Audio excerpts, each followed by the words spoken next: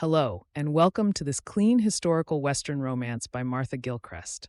It's great to have you with us. Before we begin, be sure to hit the subscribe button, give this audiobook a thumbs up, and share it with friends. Supporting us in this simple way allows us to share more heartwarming romance stories with you for free. Now, get cozy, relax, and escape into adventure and love with a host of new characters. Enjoy. The following book is the copyright of Martha Gillcrest. The Christmas Star Bride by Martha Gillcrest. Chapter 1, New York, 1882. Emma, where are you? Elizabeth Smythe came hurrying out of her drawing room with a frown on her face that marred her good looks, muttering about the fact that her servants were never there when she needed them. She sailed past the fine mahogany sideboard and ornately framed paintings of her parents that lined the walls and peered into the kitchen, but only the cook was there preparing luncheon. With a sigh of frustration, she continued toward the library. The sound of giggling told her that she had found what she was looking for. "Tell me another story, please, Emma," Gracie begged. "I want to hear more about the lady who had snakes for her hair." She gathered up the flounced skirt of her dress and swooped around the room, tossing her dark ringlets. "Imagine if I could turn people to stone just with a single look," she giggled. Her eyes sparkled at the thought of it, and she skidded to a halt in front of the window, gazing out at the passers-by on the street and deciding who she would exert her mythical powers on, if only she possessed them. "This will have to be the last one," Emma agreed reluctantly. She darted a nervous glance toward the hallway, where she thought she had heard her mistress calling for her. "I'm meant to be teaching you arithmetic today, and you know your mama doesn't agree with these types of stories." 12-year-old Gracie sighed dramatically and threw herself onto the chaise longue, pressing the back of her hand to her forehead. "But arithmetic is so dull, Emma. Besides, Mama has already told me that one day I will marry an exceedingly wealthy gentleman and never need to worry about money. So why should I have to learn this stuff? It sure is tedious." Emma stifled a smile. She had been Gracie's maid and nanny since she was only a few weeks old. And Gracie often felt more like a younger sister than someone she worked for. There was only an age gap of 10 years between them, but they were a world apart in every other respect. Gracie was the only child of the wealthy Smythe family with a life of luxury and ease ahead of her, whereas Emma was an orphan. According to Cook's whispered explanation one day when she had helped herself to more brandy than usual while baking a rich fruit cake, it was more luck than judgment that Emma had ended up with the Smythes. Apparently, she had been hastily plucked from the orphanage as a stopgap when their previous maid had done a midnight flit with a traveling musician who had promised her love and adventure, much to Elizabeth's outrage. "Mind you," the cook had added with a chuckle, "you're such a good little worker that it was Mrs. Smythe's good fortune that she picked you." The last girl had her head in the clouds most of the time, so if you work hard and don't dilly-dally, you should be good for a roof over your head until Miss Grace is all grown up, and you'll not go hungry. There are worse places to end up than here on Maple Avenue. Emma sat up straighter and beckoned Gracie to come and sit back down in the straight-back chair next to her. "Even if you do marry a wealthy gentleman, you'll need to know how to run a household with servants. It will stand you in good stead to know about numbers. Why don't we do that first? Then, if there's time, you could read me the story of Medusa." Gracie was a high-spirited child, but knew when she was beaten. She pulled her pencils and exercise books toward her with another sigh. "If you say so." A rustle of silk alerted Emma to the fact that her mistress was outside the room, and sure enough, Elizabeth swept in seconds later with a face like thunder. "I thought I told you to get rid of this dreadful book last week?" Her icy blue eyes bored into Emma. I'm sorry, ma'am. Mr. Smythe said that he would like Gracie to learn about myths and legends, and She quailed under Elizabeth's frosty expression, wishing yet again that she hadn't been caught between Mrs. Smythe's conflicting instructions for how their daughter should be taught. "Don't blame Emma, Mama. I get so bored with those stuffy books you want me to read, and Papa said I would enjoy these a lot more." Gracie gave her mother a persuasive smile, and Elizabeth nodded reluctantly. Well, I suppose it won't harm now and again, she conceded. But Emma is quite correct. You should be learning the skills to run a household efficiently, ready for when you become a wife. She frowned at the gaudily illustrated book of myths that lay open on the desk, before snapping it closed with a decisive flick of her wrist. But surely marriage is years away, Mama. I can learn about household matters when I'm older. Elizabeth shook her head. It's never too early to acquire the skills you will need to make a good match, dear. Papa is blessed to have many suitable connections in the business world, and I know he'll do his utmost to ensure you marry someone who is fitting of our status and beneficial to his business. The least I can do is ensure you'll be seen as the perfect wife when the time comes. And what of love? Grace muttered. She had been much taken with the stories in Jane Austen's books lately, and her mind was filled with thoughts of romance. You'll discover soon enough that love is overrated, Elizabeth snapped. What matters most is making a good match. She gave Emma a hard stare again. I hope you haven't been filling Gracie's head with this romantic nonsense. You need to remember your place, Emma. If it weren't for my gracious patronage, you'd probably be laboring in some dreadful garment factory instead of living a life of luxury here. Mr. Smythe won't thank you for creating false expectations for Grace, no matter how liberal his taste in books is. She snatched up the offending book and marched out of the room.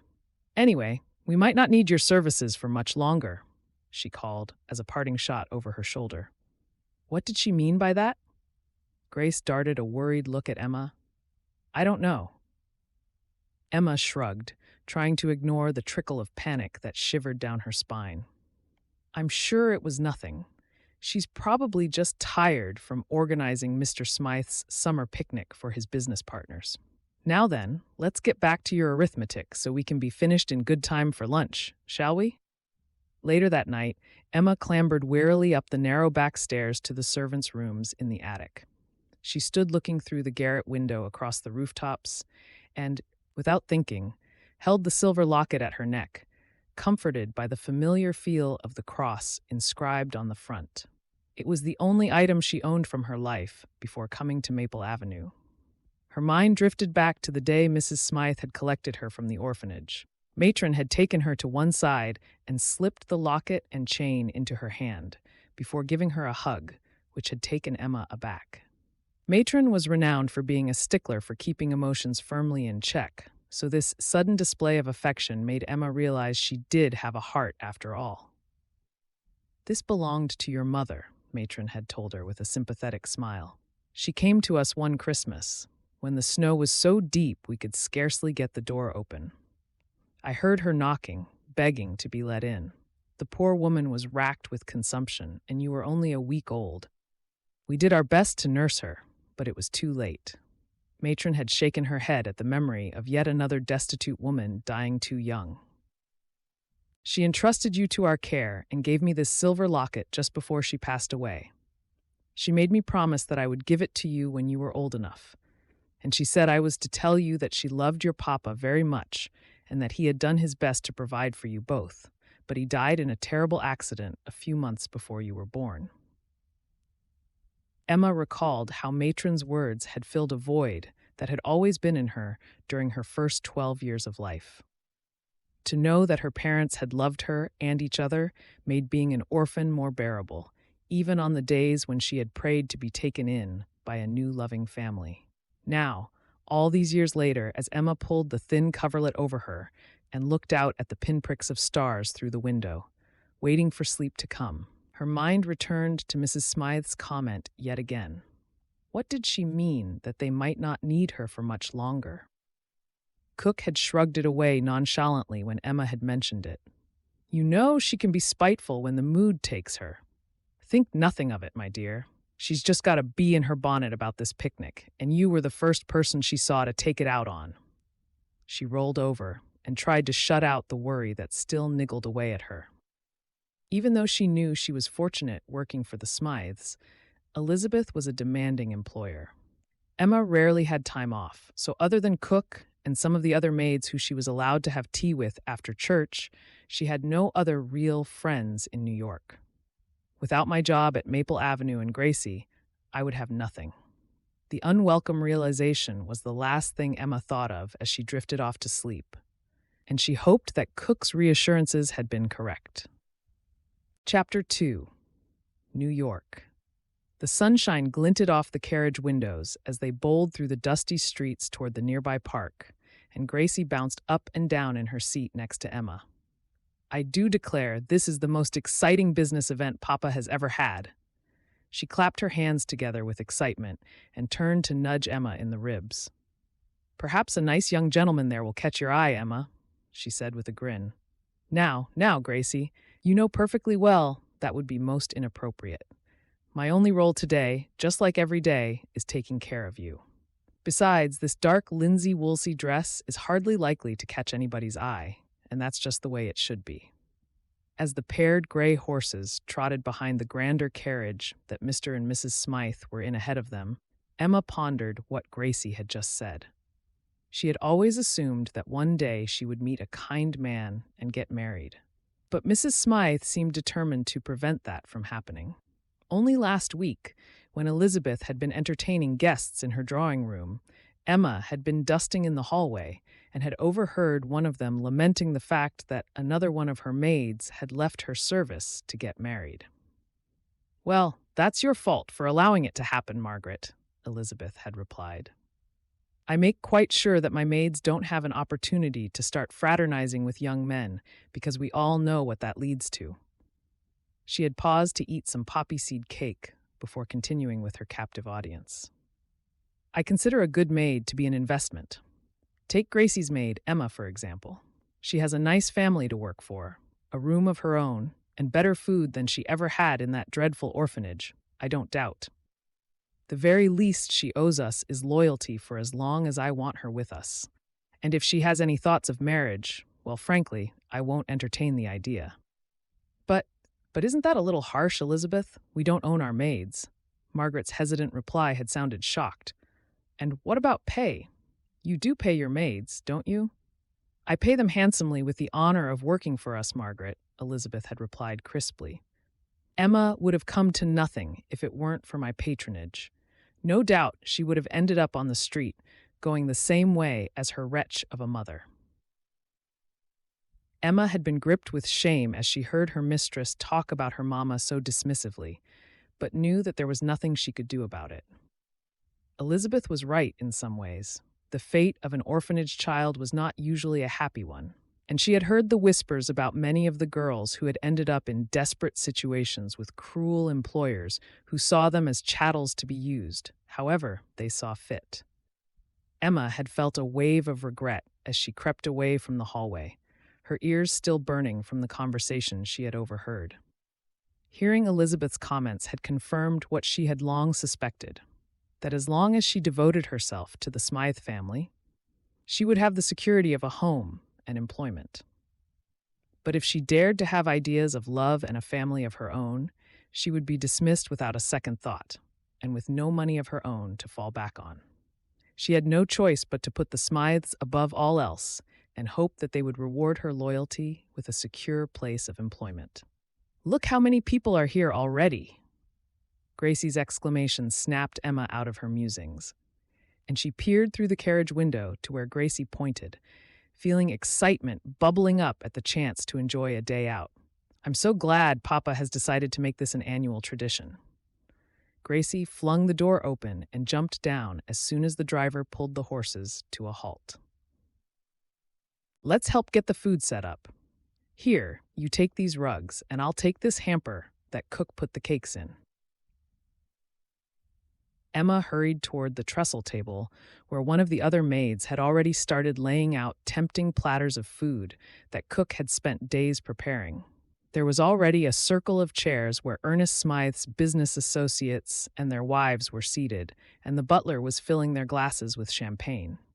Bunting fluttered in the tree above the food, and groups of children played Catch Me If You Can around the pond in the sunshine, before retiring to the shade to start on the sandwiches and pies that Cook had set by just for them.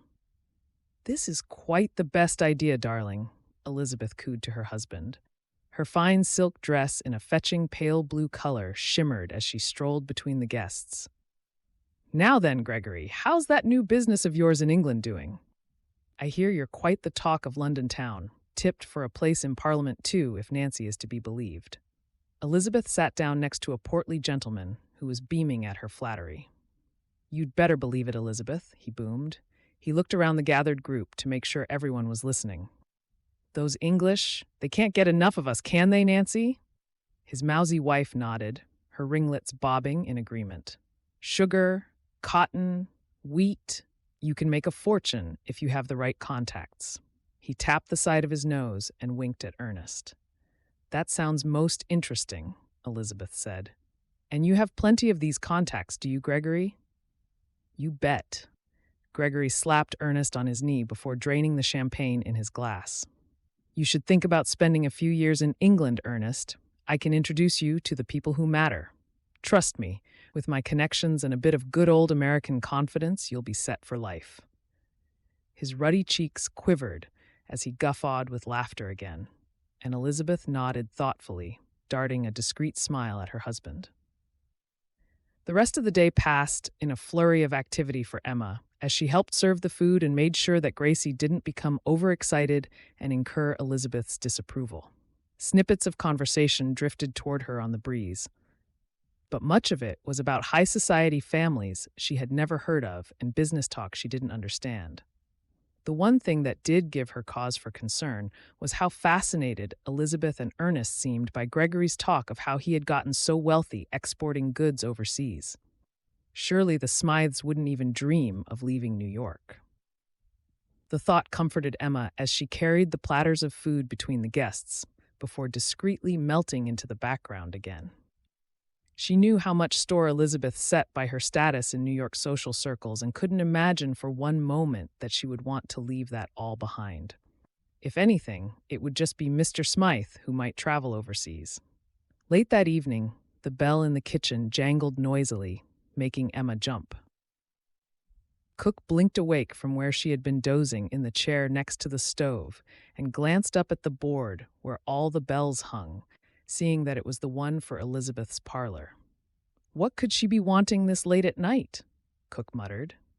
The bell rang again with more urgency, and Emma quickly tidied away the bedtime hot chocolate that she had been enjoying. It had been a long day, and she had hoped there wouldn't be any more chores until morning. Emma?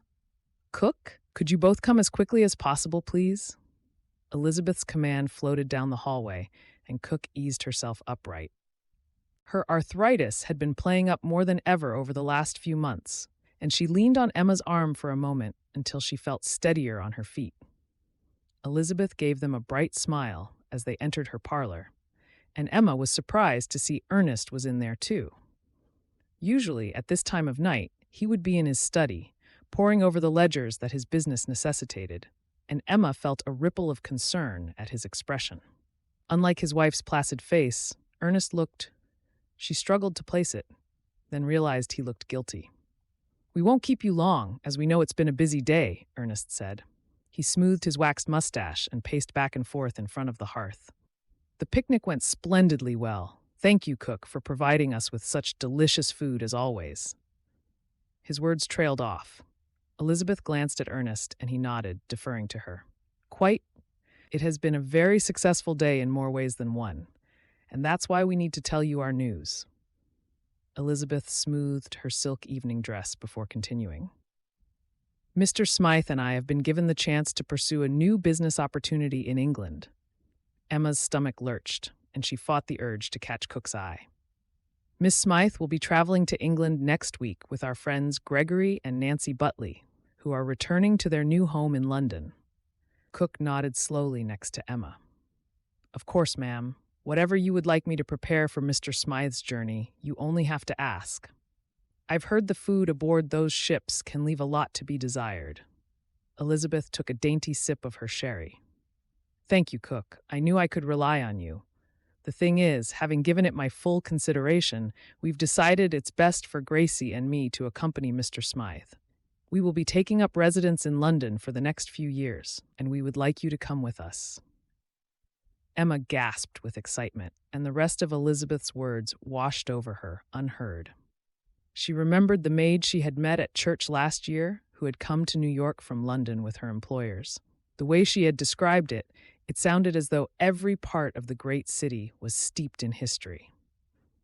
It would be like stepping into one of the books that Gracie loved to read so much.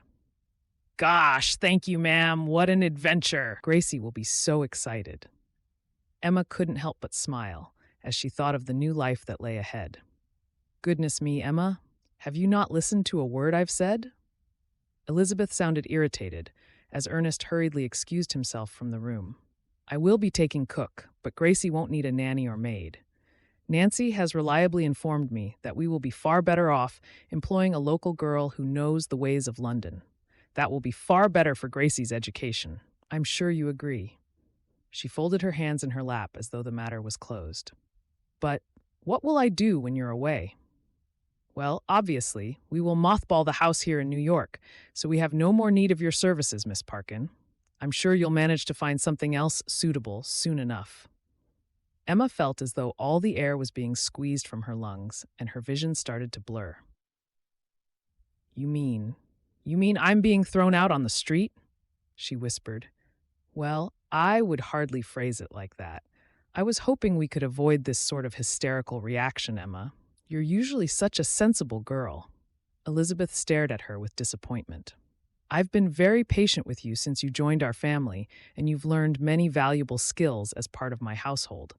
I think a little bit of gratitude might not go amiss, don't you? I shall write you a reference, and I don't doubt for one moment you'll find more work in no time if you apply yourself. Elizabeth took another sip of sherry and dismissed them with a wave of her hand. Cook, you can start packing first thing in the morning. I've instructed the butler on what needs to be done with all our furniture. Emma stumbled toward the door, and her eyes filled with tears. Are you sure I can't come with you, ma'am? She pleaded, looking back at Elizabeth. I care for Gracie very much. I'll do my best for the family. You have my word. I'm sorry, but my mind's made up, Elizabeth replied. She gave a weary sigh and had the grace to look slightly regretful. You've served us well, Emma, but it's time for Gracie to experience new things.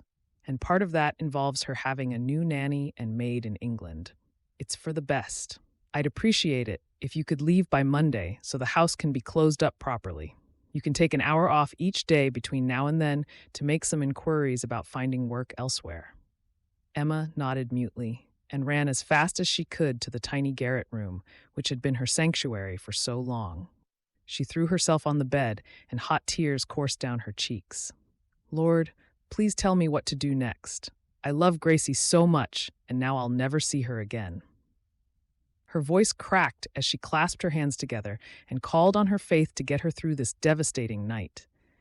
As the raindrops from a sudden summer shower pattered down on the roof, her tears gradually dried, and she knelt next to her bed and bent her head. I entrust myself to your goodness, O Lord. If you could give me a sign, I will follow the path you lay out for me. I know I may not be able to see a way forward, but I trust that you have a higher plan for me. Lord, please grant me the courage to follow it and keep Gracie safe in her new life. Chapter 3. New York. The next few days passed in a blur of tidying and packing, and Emma did her best to remain loyal, even when she felt as though her heart was breaking at the thought that everything she had known for so long was about to come to an abrupt change. I don't want to go to London without Emma. Gracie had railed against her mother's decision when she heard the news, refusing to come out of her room for an entire day. But the more she cried, the more Elizabeth grew impatient with her. It will be the adventure of a lifetime, you'll see. Emma forced herself to smile as she carried a comforting cup of hot chocolate to Gracie's bedside table, persuading her to sit up and drink it. Just think, you'll be walking the same streets as Mr. Charles Dickens did. Why don't we agree that you could write a letter to the church telling me all about it? That way I'll be sure to get it, no matter where I end up working. Gracie's expression brightened as she started to come around to the idea. I don't want to think of you working for a horrible family, though. She jumped up and started rummaging through her wardrobe before handing Emma her favorite lace shawl. Will you take this to remember me by? Oh, I don't think your mama would approve of that, Emma said hastily. I insist, Gracie countered. Her eyes gleamed as she was suddenly struck with an idea. Why don't you get married to a nice gentleman so you don't have to go and work for another family? Emma chuckled and started folding Gracie's many gowns to go into the banded trunk that had been placed in the corner of the room, ready for packing all her clothes. It's not as simple as that, Gracie. There's nobody who would want to marry me. I haven't exactly had a chance to meet someone and go courting. Not that it was on my mind anyway. She added hastily as she heard Elizabeth approaching. I'm glad you've come to your senses, Gracie.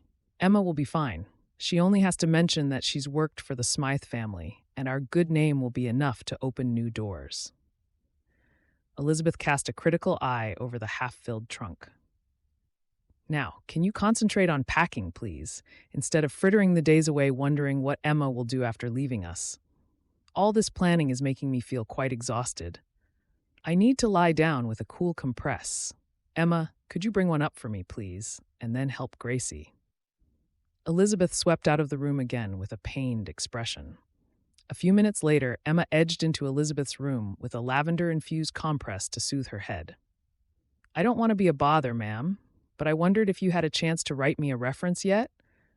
I know you have a lot on, but I'd be very grateful. Emma tiptoed closer, but realized that Elizabeth was already fast asleep. She would have to wait, but time was running out, and she was already worried about exactly how she would go about looking for new employment. Could you be a dear and go to the grocery store for more flour and dried fruits? Cook asked. Her cheeks were pink from hours of baking, and every surface of the kitchen was covered with pies, cakes, and biscuits. I don't trust the food they'll be giving us when we're on that ship. The Waltons' cook told me that when her husband Fred traveled by ship, he spotted a rat in the galley, so I'm determined to make enough to last for the trip, even if it's just to add to what they give us on board. She snapped the lid of a tin of cakes tightly closed and crossed another item off her long list with a flustered sigh. Emma slipped her shawl over her shoulders, glad to be able to do something to take her mind off things. The house had started to feel like the family had already left. Much of the furniture had been swathed in dust sheets, and boxes lined the hallway in towering piles, ready to be taken by cart to the ship the following day. Outside, she hurried along the street, nodding to the few people she recognized. The bell of the grocery store tinkled as she let herself in, and she waited her turn to be served. How are you, Emma? Mrs. Brown bustled over to the counter and pulled Emma's basket closer. What does Cook need today? She's been baking up a storm ever since the Smythes announced their plans. More flour and dried fruit, please. Emma sniffed the air appreciatively. She always enjoyed coming here because Mrs. Brown baked the best bread in the district, and the store was always filled with mouth-watering smells. Have you found somewhere new to work? Mrs. Brown weighed out the flour and bagged it up, sealing it with a deft twist of her wrist. Not yet, I'm afraid. Mrs. Smythe hasn't had a chance to write my reference yet. She's so busy, you see. Emma stifled a sigh. I have to find somewhere immediately because I don't have any savings. I'm not afraid of hard work, so if you know of anyone who needs a maid or nanny for young children... Emma trailed off as Mrs. Brown shook her head with a sympathetic shrug. I'll let you know if I hear of anything, dear, but there's not much around at the moment. There are so many immigrants coming over on the ships that there are more people than jobs, from what I hear. My boy Jonah has been trying to get work for months at the docks. If it weren't for our store, I don't know what would become of us. There are far too many good people ending up in the poorhouse, I can tell you. It's a shocking state of affairs. She noticed Emma's expression crease with worry. Never mind, dear. I'm sure Mrs. Smythe won't leave you without a reference. You'll be fine. It might just take you a few weeks, that's all. Emma hooked the basket over her arm and let herself back out onto the street. She hurried back toward the house, deep in thought. She knew Mrs. Brown meant well, but the truth was she didn't have the luxury of spending weeks looking for a new position. Time was not on her side. She had tipped out the tin she kept tucked under her mattress the night before and counted out her meager savings again. The handful of coins didn't even amount to enough for a week's board and lodgings in this neighborhood. What will become of me? The thought rattled through her mind over and over again, like a butterfly trapped behind a window pane. She was trying hard not to feel resentful about the fact that Mrs. Smythe had paid her so little over the years. But the precariousness of her situation had left her feeling vulnerable. Had her loyalty to the family really meant so little? Perhaps Elizabeth had always considered her unworthy of more, because she had, in her mind, rescued her from the orphanage. Emma's emotions swung back and forth, between gratitude that she had enjoyed so many good years caring for Gracie, and hurt that she was being discarded like a ragged dress they had no more use for. She felt exhausted by it all, but knew that she had to press on and find a solution, or she would be out on the street in a matter of days. Suddenly, she heard the sound of footsteps hurrying after her. "Excuse me, young lady. Excuse me. Wait a moment." Emma turned, and a plump woman dressed in dark mourning clothes beckoned for her to stop.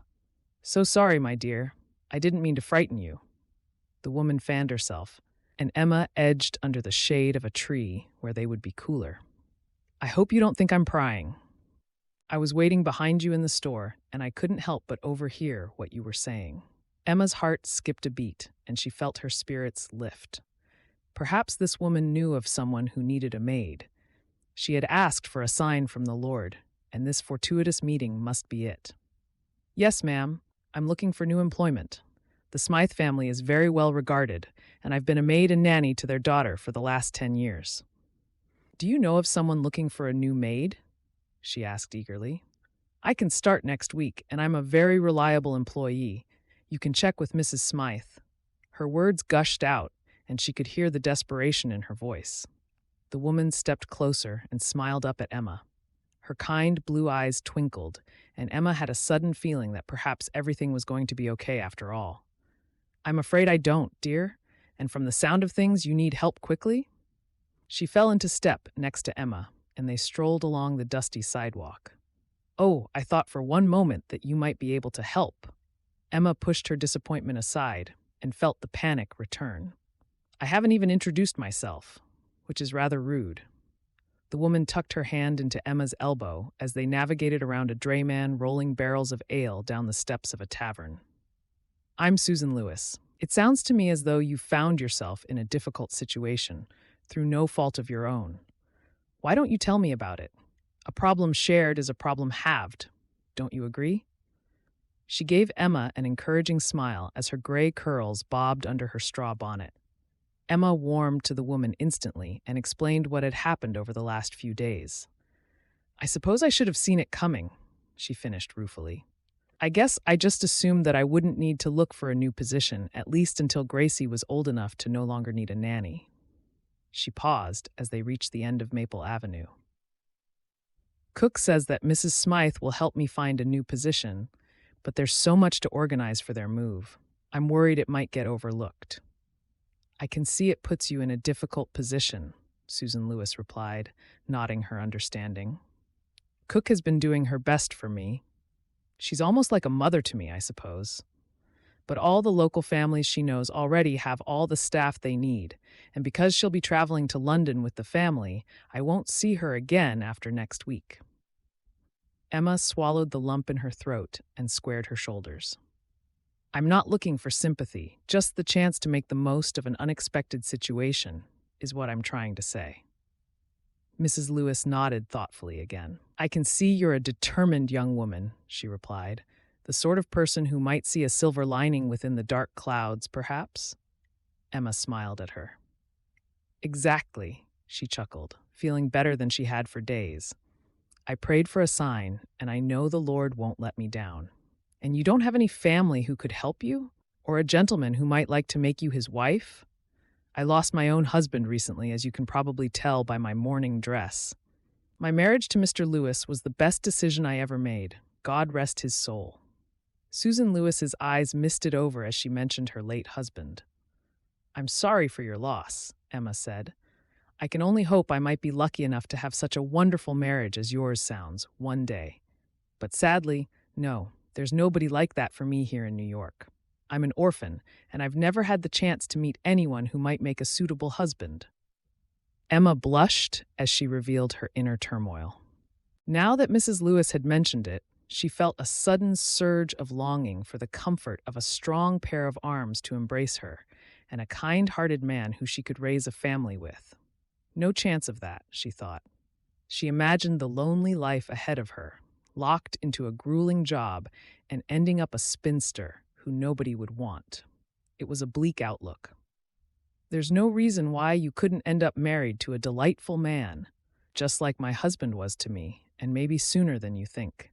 Emma's eyes widened with surprise at Mrs. Lewis's words. It was as if the woman could see right into her heart. Thank you for the sentiment, but I don't see how it could be possible. My focus has to be on finding a new position, she said stoutly. Love and marriage aren't for the likes of me, I'm afraid, no matter how much I might want it to be. Shall I let you into a little secret? Mrs. Lewis's eyes twinkled again as she leaned in closer and lowered her voice. Emma nodded, her curiosity piqued. My sister, Eleanor Booth, runs the Happy Hearts matrimonial agency out west. Since Mr. Lewis passed away, I've been so lonely, so I'm traveling out to stay with her for a while. I don't fancy spending the long, dark days of winter in New York rattling around the house without my darling husband to keep me company. Emma nodded again and glanced toward the house, knowing that Cook would be waiting for her. The trip west and the company of your sister sounds perfect to help you get over your loss, but I'm not quite sure how that might help me, unless your sister needs a maid. The words hung in the air between them, and Emma knew she would have to end their pleasant encounter to get back to work. Hear me out, dear. Mrs. Lewis laid her hand lightly on Emma's arm. Eleanor tells me that there are many good men out where she lives who are looking for a bride. Usually they write to one another first before getting married. But sometimes women travel out west and find work, then meet the man of their dreams. Eleanor helps women like you all the time. What I'm suggesting is that you could travel with me as a companion if you like, and I could introduce you to Eleanor. She smiled up at Emma, wanting her to understand that help was at hand. Oh, I don't think that would be possible. Emma couldn't hide her shock. I can't imagine living somewhere that far away, not knowing a soul. And what if I couldn't find a position of work when I got there? I would be well and truly stuck. Besides, I don't have enough money to pay for a train fare, even if I wanted to. Emma jumped as she heard Cook calling for her. I'm sorry, Mrs. Lewis. I know you mean well, but I can't do something that drastic. Just think about it, dear. After all, what have you got to lose? You don't have any family here, and work is hard to come by. Eleanor assures me that Blossom Creek, where she lives, is a thriving country town with opportunities galore for a bright, pretty young woman like you. I'm taking the train on Monday. I'll keep a lookout for you if you change your mind. With that, Mrs. Lewis hurried away, leaving Emma feeling stunned and confused by this unexpected suggestion of a new life far away. Chapter 4. The Transcontinental Railroad. Excuse me, is this seat taken? A slight woman with mousy brown hair, twisted up into a bun, peered shyly into the carriage. She was clasping a voluminous carpet bag in front of her, and her cheeks were pink from the exertion. No, it's free, I believe. Susan Lewis picked up the knitting that she had momentarily placed on the seat and beckoned the woman in. Let me help you with that. I can reach up here more easily than you. Emma smiled and jumped up, shunting the luggage along the rack to make space for the woman's carpet bag. She turned around to take it from her, and the woman shot her a nervous glance before relinquishing it. As Emma took it from her, she realized why. The woman's dress was draped over her distended belly, revealing that she was heavily pregnant. Goodness me, dear, you shouldn't be carrying such a heavy bag in your condition. Sit down and catch your breath. Mrs. Lewis patted the seat next to her and gave the woman a sympathetic smile. Mr. Lewis and I were never blessed with children of our own, but I used to help the new mothers at the poorhouse. I expect you're feeling very tired, with not long to go now? The woman nodded and sank gratefully into the seat. Thank you for your kindness, she murmured to Emma and Susan. I thought I was going to miss the train. All this rushing has made me feel quite lightheaded. She fanned herself and closed her eyes for a moment. Last call. The bellowed shout of the conductor echoed along the station concourse, followed by the clanging of doors being slammed shut. Emma could feel the vibration of the mighty steam engine as the train prepared to leave, and billowing clouds of steam and soot enveloped them all, hiding her last view of the station. With a juddering rumble, the train lumbered forward, and just like that, she was on her way. "Farewell, New York," Emma whispered. She gazed through the window as the familiar landmarks quickly gave way to neighborhoods she had never visited. Her mind drifted back over the last few days. She could scarcely believe that in the space of a week, she had met Susan Lewis and waved a tearful goodbye to Gracie, accompanied by a solemn promise that they would correspond via the church, just as soon as they respectively knew their new addresses. And now she was leaving the sprawling town that was the only place she had ever known, to travel many hundreds of miles away to a new life. "I'm sorry, Ma. I hope you'll understand why I did what I did." Emma's hand went automatically to her neck, but the silver locket her mother had left her was gone. The absence of its comforting presence against her skin felt like a fresh shock every time she reached for it. But selling the locket had been the only way she could pay for her ticket to Blossom Creek. She could still remember the conversation. "Well, make your mind up, Missy. I ain't got all day to wait for your decision. I've offered you a fair price. You'll not get a better one, even if you walk the streets for a week looking for more." The pawnbroker had weighed the locket in his hand again, then thrust some coins across the counter with an irritated scowl. For a moment, Emma had almost changed her mind, but the weather had turned in the last few days, with an unexpected squall of early fall storms sweeping through the streets. People had turned their faces to the ground, barging past her in their haste to get home, and Emma had felt more alone than ever. New York felt more threatening now that she was being cut adrift from the security of the Smythe family home without a second thought. The image in her mind of Susan Lewis's kind expression and promise of a new life in a bustling country town had snapped her out of her moment of hesitancy. She had pocketed the coins and then hurried to the station to secure her ticket on the train Mrs. Booth was on, taking a leap of faith that somehow the coincidence of their meeting had been the sign she had been looking for after all. "I'm so glad you decided to join me." Susan patted Emma's knee and gave her a reassuring smile. "I know you're going to adore Blossom Creek. The way Eleanor describes it, the town and district sound utterly charming. Quaint homesteads, proper old-fashioned God-fearing values, and a real sense of community." She gave a happy sigh. "I told her I would only be staying for the winter, but if I find I like it, you know what? I might just stay there permanently. So you'll always have a friend, Emma." The woman next to them glanced across and smiled. "Blossom Creek is where I'm heading as well. I've been writing to a gentleman, and we're to be wed as soon as I arrive." She blushed and adjusted her shawl, attempting to cover her baby bump. "You're a mail-order bride?" Susan beamed. "My sister runs a matrimonial agency at Blossom Creek. I've been trying to convince my new friend Emma here that it's a perfectly respectable way to meet a gentleman and get married, but she's still a little skeptical." She chuckled. "We haven't introduced ourselves. I'm Susan Lewis, and this is Emma Parkin. What's your name, dear? We may as well get acquainted, seeing as we'll be spending this long journey together." The woman bobbed her head. "I'm Jolene Vargas, ma'am. I can't tell you how nice it is to meet you both. I've never traveled further than my neighborhood in my whole life, but since my ma passed away, I've been all alone. I haven't got many folks who I can call friends, but now that I know you two, I'll have two people who I know at Blossom Creek, which makes me feel a whole lot better about things." Susan opened a tin of boiled candy and passed them around. "Quite right, Jolene. You can count on us." Emma nodded and helped herself to a piece of mint candy, popping it in her mouth. "So, tell us about this gentleman that you're marrying. You must be very excited." Jolene blushed again, but this time it was tinged with pride. "Yes, I am. Michael Norton is his name. He's a very well-respected merchant in Blossom Creek, but sadly, his wife got sick and passed away several years ago. We've been corresponding for a few months now." She folded her arms protectively over the swell of her dress. "The thing is, after my ma died, I couldn't pay the rent on our room. I tried, believe me, but the landlord took advantage of my situation. She shuddered at the memory and blinked back sudden tears. I never thought I'd find myself all alone with a baby on the way, but Michael has been so kind and understanding in our letters. He told me it wasn't my fault, and that if I look after his 3 children, he doesn't mind about having one extra.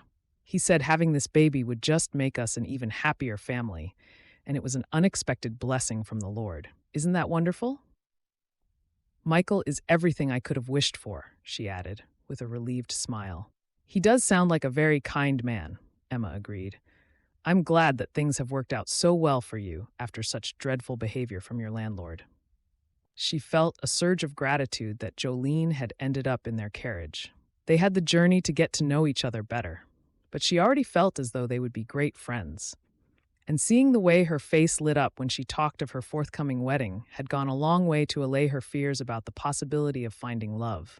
Jolene seemed like a sensible woman, so if she had managed it, there was no reason why Emma couldn't either. As if reading her mind, Susan chimed in. You see, Emma, Jolene is living proof that there are plenty of kind-hearted men out west. There's nothing to be afraid of. And the best part is that I know Eleanor will fix you up with the perfect husband. You won't have to worry about a thing. You mark my words, you'll be courting someone before you know it. Just remember to invite me and Jolene to the wedding, she added with a chuckle. Chapter 5. A week later, the train trundled into Pittville, an outpost town that looked like it had seen better days. There's a problem with the engine carriage. You can stay on board or get off to stretch your legs, but don't be late getting back on. We won't wait for anyone. The conductor looked aggrieved as he hurried down the carriages to announce the unexpected stop.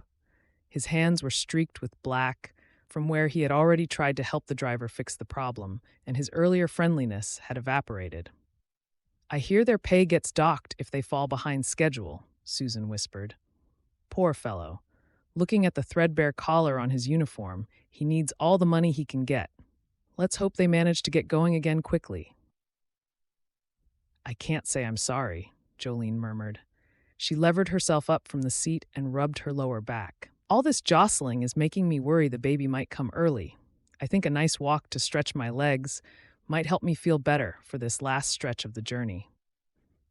Why don't you two get some fresh air, and I'll stay behind to watch our belongings? We can't be too careful out in the wilds here. Susan peered out at the flat, brown landscape. The town seemed to be little more than a cluster of scruffy houses and one main street with a mercantile store, a boarding house with a diner, a couple of roughly built saloons, and a sheriff's office. The cold wind sent eddies of dust along the street, and there was little about the town to tempt her to disembark. Emma and Jolene clambered down and hurried toward the diner with a backward wave to Susan. Most of the other passengers had chosen to remain inside their carriages, and the gray sky pressed down on the bleak landscape, making it look even more uninviting. Let's have a hot drink and something to eat. We should have time as long as we tell the proprietor we have to be quick. Emma tucked Jolene's hand into the crook of her arm so she could lean on her. The midwife back in New York said I had at least another month, but I swear this baby wants to arrive earlier. Jolene laughed and groaned at the same time as she felt the baby give a mighty kick inside her. I sure am glad it's only a couple more days until we reach Blossom Creek. Emma nodded and darted a worried look along the street. A group of 3 men had stumbled out of the saloon, clearly the worse for wear. She and Jolene would have to navigate their way around them. She tightened her grip on Jolene's hand and lowered her gaze to avoid confrontation. We'll be at the diner in a moment.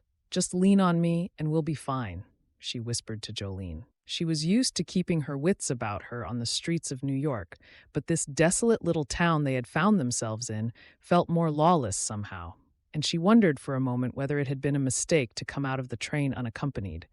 The saloon door suddenly swung open again, releasing a blast of warm air laced with the smell of stale alcohol. Get out, before I take my fists to you. Someone who she assumed was the owner appeared in the doorway, dragging a man out by his collar. He pushed him toward the other men with a parting warning. Don't come back until you've got the money you owe me.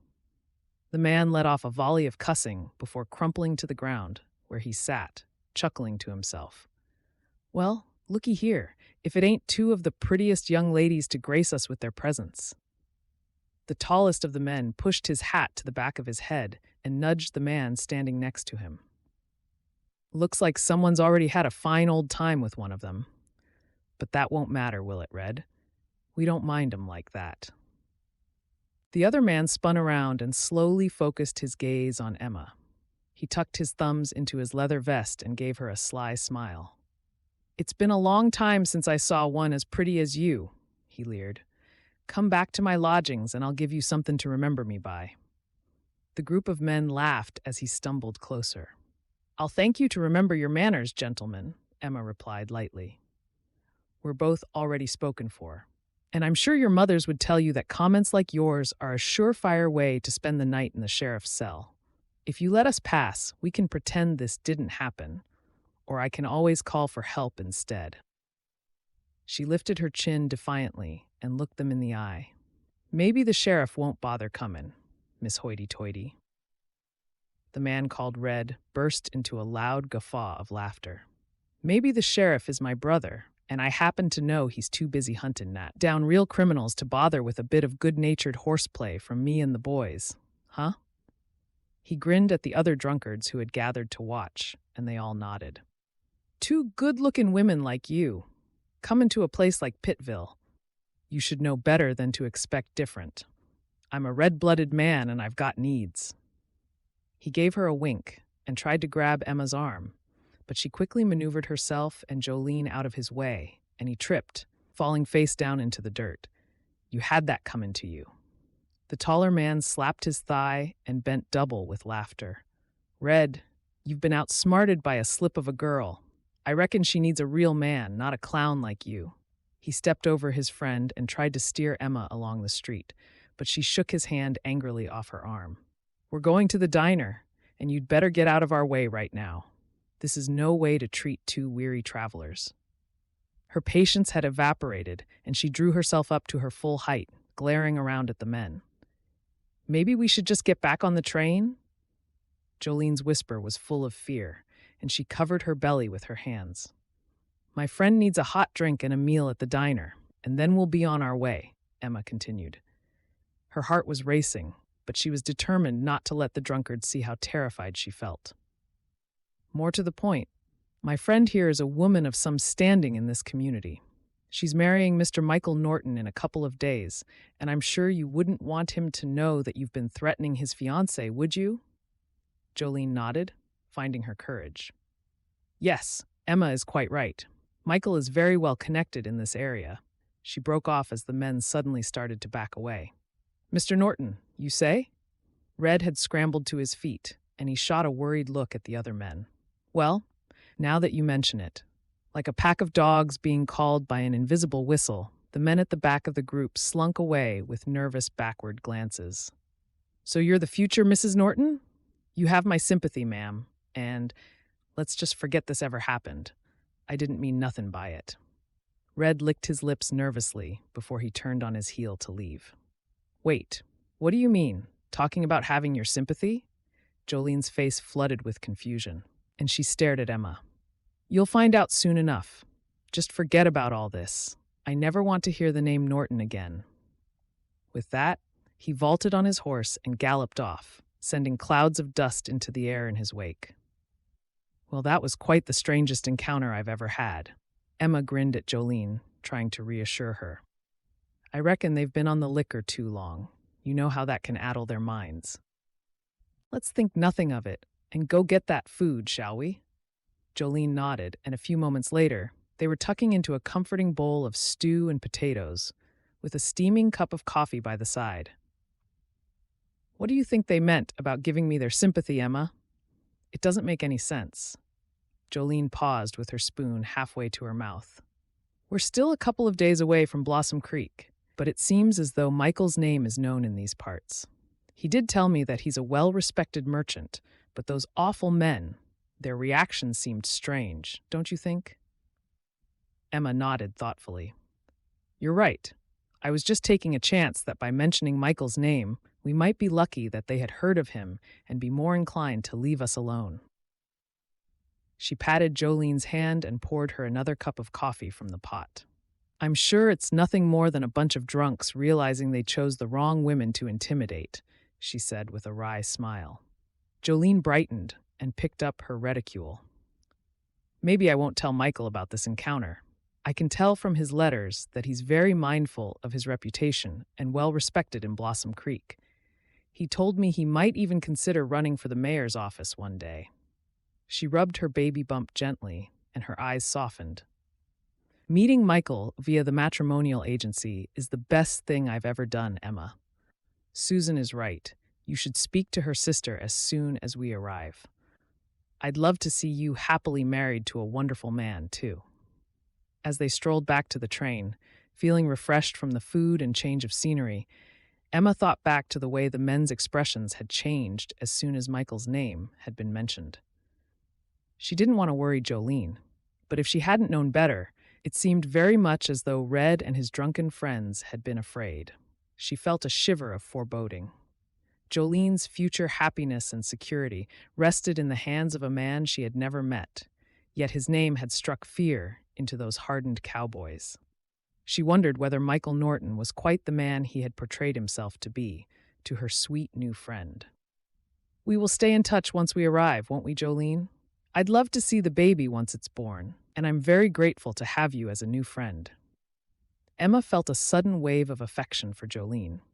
Fate had thrown them together, and she didn't want to lose her friendship. Oh yes, that would be quite delightful, Jolene said. They squeezed along the corridor and arrived back at their carriage just as the train juddered forward on its way again. Michael will be pleased that I know a few folks in town. He's away with business a lot, so you and Susan will be a lifeline for me once the baby arrives, I'm sure. Chapter 6. Blossom Creek. Jared Barton guided his horse back along Riverside Street and let his mind wander as they ambled along. By rights, he didn't really need a horse, but he liked the freedom of being able to saddle up and escape into the rolling foothills and mountains beyond the town when business was quiet. Making an early start that morning, he had enjoyed the crisp fall air and the way the trees looked like they had been dipped in fire. A rainbow of vibrant reds and golds cloaked the mountainsides. But he knew that it wouldn't be long until winter arrived either. Last winter had been unusually mild, so he wouldn't be surprised if they had more snow than usual this year. Nature had a way of balancing itself out.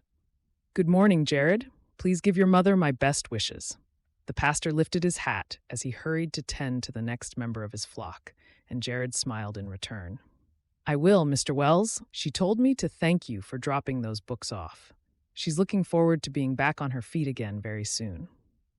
The Ponderosa boarding house came into view, and Jared reined his horse to a halt.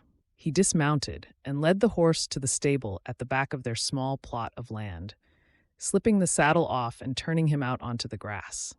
The horse trotted across the paddock, then rolled on his back, kicking his hooves into the air exuberantly, making Jared chuckle. I'm glad one of us is enjoying life, he said with a wry grin. The horse scrambled to his feet again and shook himself, sending up a cloud of dust before lowering his head to get on with grazing. Jared pumped some water into the trough and bent over it, scooping handfuls over his head and gasping as the icy rivulets ran down his neck. He caught his reflection in the mirror of the water. It was unremarkable, he thought. Brown hair and blue eyes, just a regular sort of guy. But he knew that those blue eyes of his hid a maelstrom of emotions that were battering to get out. He shook the water from his hair and stood up decisively. Now was not the time to start mulling over his future, not when his ma needed him more than she ever had. Is that you, Jared? Felicity Barton's voice reached his ears from the parlor as he let himself into the kitchen and hung up his hat. Don't be cross with me. I couldn't bear another day stuck upstairs in that bed, way from the business. How on earth did you get down the stairs, Ma? Jared hurried through to the parlor, surprised to see his mother throwing a couple of logs onto the fire that he had lit before going out for his ride. You know the doctor said you needed bed rest. She turned to him with an amused smile. I know what he said, son. It's my joints that are failing me, not my hearing. but a boarding house doesn't run itself. Besides, I prefer to keep busy, you know that. A shaft of sunlight beamed through the window, lighting up Felicity's gray hair, and Jared suddenly saw her with new eyes. He had become so accustomed to his dear Ma being a steady presence in his life that he realized he hadn't noticed how old she had gotten, right under his nose. "Let me help you into the chair, then. If you won't stay in bed, you should at least sit down and let me do the chores today." Jared offered his arm, and Felicity leaned on him as he pulled the chair closer to the fire for her. He could see that beneath her determined expression, her face looked ashen with pain, and he resolved that he would speak to the doctor again as soon as possible. There had to be something more they could do to help ease the arthritis that had been plaguing his mother for the last couple of years. Felicity closed her eyes briefly as he tucked the patchwork comforter over her knees. "You're a good son, Jared. Prosody rate?" "I don't know what I would do without you," she murmured. "Well, it was you who made me who I am today, Ma," he replied with a chuckle. "Since Pa died, you kept this place going single-handed while I was away working at the gold mines. I'm only sorry I didn't make my fortune after all. Not many men did make a fortune from what you've told me. Just the lucky few. You don't need to keep apologizing. You tried your best, and that's what we brought you up to do. Anyway, perhaps it's been a blessing in disguise, really." "What do you mean?" Jared feigned not to know what she was talking about and busied himself with stacking logs next to the fire. Felicity shot him a shrewd look with her periwinkle blue eyes that looked like a faded version of his own. "The gold mine gave you a decent enough living, but not what you'd really call a life, Jared. Not the kind of life your father and I had, working together side by side, building a business we could be proud of. The Ponderosa boarding house was our dream, and you know it was his dearest wish that you would take it over after it got too much for us." Jared swallowed his frustration. "I think I hear someone at the front door, Ma. I'd better go and check that Bessie is getting on with her jobs. I've noticed she's been a bit distracted lately, although I've got no idea what's on her mind." He hurried from the room, not wanting to spoil the moment with his mother. "Just think about it, Jared. Your own little business in Blossom Creek with a wife by your side." Felicity's well-worn words of persuasion fell on deaf ears as Jared swiftly closed the parlor door behind him. "Bessie? Bessie, where are you? Can't you hear there's somebody at the door? I'm busy with Ma, so please let them in." Jared stuck his head into the kitchen, expecting to see Bessie Wyatt, who had worked for them these last few years. But there was nobody there, and the room felt cold. The stove had practically gone out, and it looked as though she hadn't even thought about starting to prepare lunch. Jared strode to the ornate front door and swung it open to see two ladies standing on the top step. They were both wearing sensible brown linsey woolsey gowns, styled in what had been in fashion at least 10 years earlier. Welcome to the Ponderosa," he said, gathering his composure again quickly. He swung the door wider to let the two ladies in. They clutched a carpetbag each and chirruped with excitement, like a pair of sparrows. "Why, thank you. I'm Maud, and this is my sister Violet. We've heard so much about your little town, and we were told that the Ponderosa is quite the sweetest place to stay for two ladies of our situation.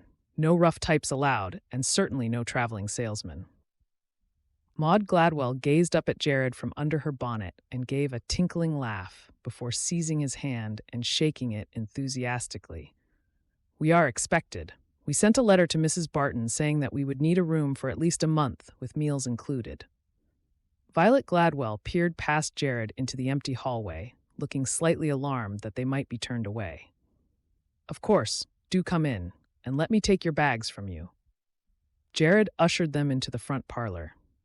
"Please take a seat here, and I'll fetch my mother. She's a bit under the weather with arthritis, but she always likes to welcome new guests personally. Help yourselves to a glass of lemonade, and we'll be right back." Jared hurried back to the kitchen to be greeted with the sight of Bessie's tear-stained face.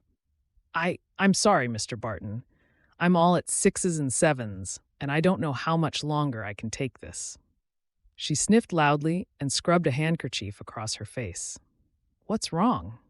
Aren't you happy here? Ma told me you liked working here." Jared could feel the situation slipping out of his control, and he was at a loss for how to make it better. He looked more closely at Bessie, noticing the dark circles under her eyes. She looked as though she hadn't slept a wink the night before. "I love it here, Mr. Barton, but, George's job is taking him to Texas, and he's told me it's high time we got married and that I should go with him." She gave him a watery smile before dissolving into a fresh flood of tears. "The thing is, I like working for your ma. She's such a lovely lady. But George said if I really loved him, I would happily agree to go wherever his work takes him. But I'm going to miss the Ponderosa and my brothers and sisters." She hiccuped as her storm of tears came to an end. "I don't want to let you down, Mr. Barton, but I don't have any choice. If I don't go with George, I might end up an old spinster on the shelf, and I don't think I could bear that. He's leaving on Monday, so I'll only be able to work here for a couple more days." Jared sighed and patted her on the shoulder. "Dry your tears, Bessie.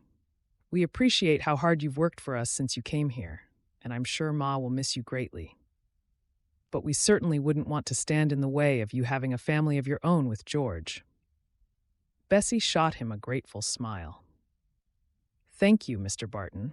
I was ever so worried you would be angry, but I should have known a kind gentleman like you would take it in your stride." She riddled the coals in the stove and added some more, and it sprang back into life, making the room feel instantly warmer. "I'll start on lunch now, and don't worry, I'll make sure I leave my room spick and span and get as much done as possible before I leave. I know Mrs. Barton isn't so well right now." She trailed off again, feeling guilty at leaving her employers in the lurch. "I did think my younger sister might be able to work for you instead, but she's just taken a position with a different family. I'm sure Ma will be able to ask around the community," Jared said. "Although it will take a while for your replacement to learn the ropes. You're a valued part of the Ponderosa, and it won't be the same without you." He gave her a regretful smile. "Did I see we've got new guests?" Bessie put the kettle on to boil. "I'll get them settled into the Rose Room and see what they'd like for lunch. Leave it with me." With that, she straightened her apron and bustled out of the kitchen, as efficient as she had always been. Jared poured himself a cup of coffee and drained it in 3 gulps. His mind was whirring with how much needed to be done now that Bessie was leaving. He knew they would be able to find a replacement maid within a few weeks, but training someone new when his ma was still incapacitated was the last thing he wanted. So much for heading to New York before Christmas for a fresh start. The unwelcome thought slid into his mind as he stared, unseeing, out of the kitchen window. Jared hadn't dared tell his mother yet that he didn't want to take over the Ponderosa, or that he had no intention of staying in Blossom Creek. His dream was to find a wealthy patron and set up a successful hotel somewhere like New York, perhaps. He didn't know how he would make it happen, but the more the idea had taken hold in his mind, the more he had become dissatisfied with the quaint country charms of Blossom Creek. His mother's words from last week floated back into his mind.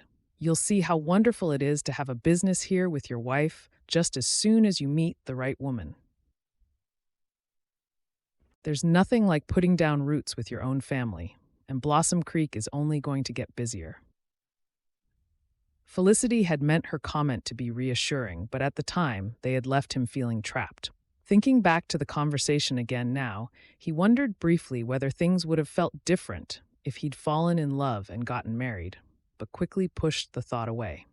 It hadn't happened since he had been back in Blossom Creek for the last couple of years, so there was no point in dwelling on it. His future lay in New York. Of that, he was certain. But now Bessie's sudden announcement had derailed his plans, and he knew that the chance of getting away before the spring was slim. He hurried from the kitchen, checking that their new guests were being taken care of, before heading to his small office at the back of the house.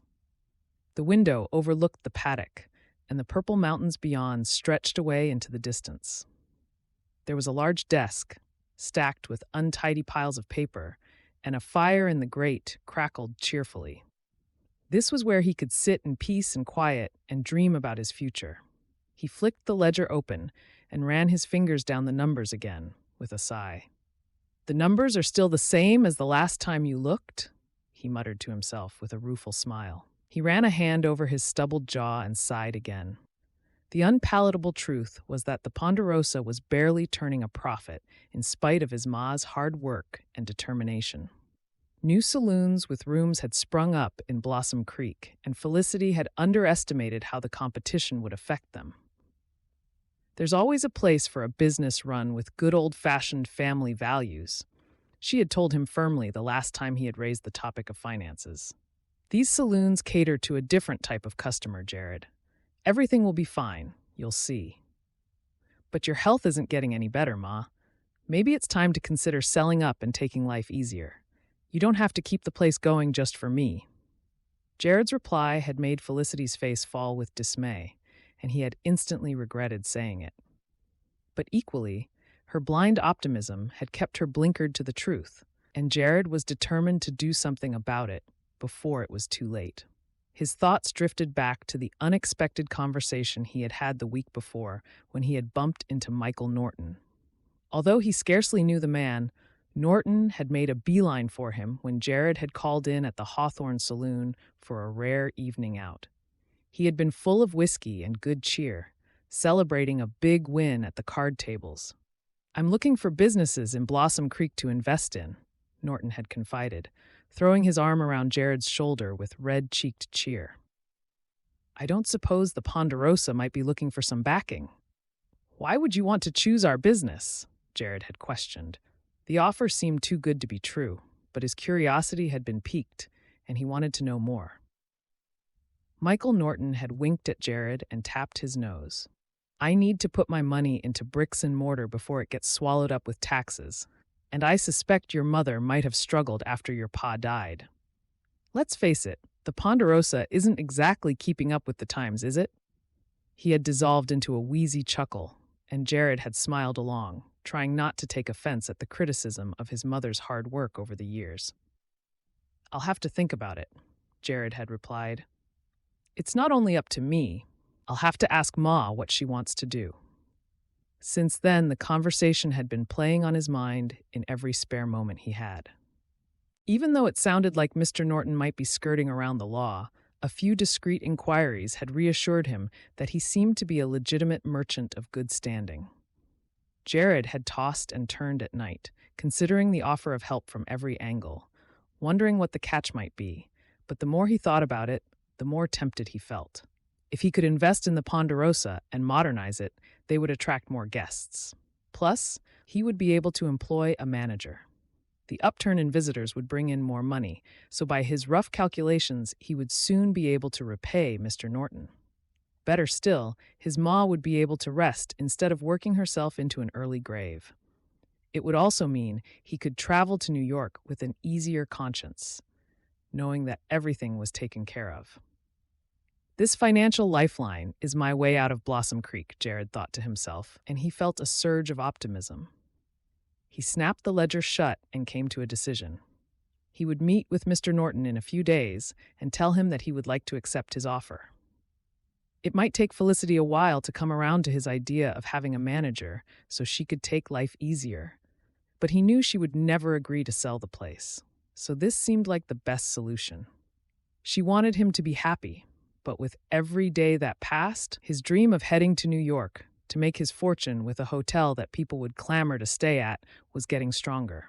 All he needed was Mr. Norton's investment, and he would be able to put his plan into motion.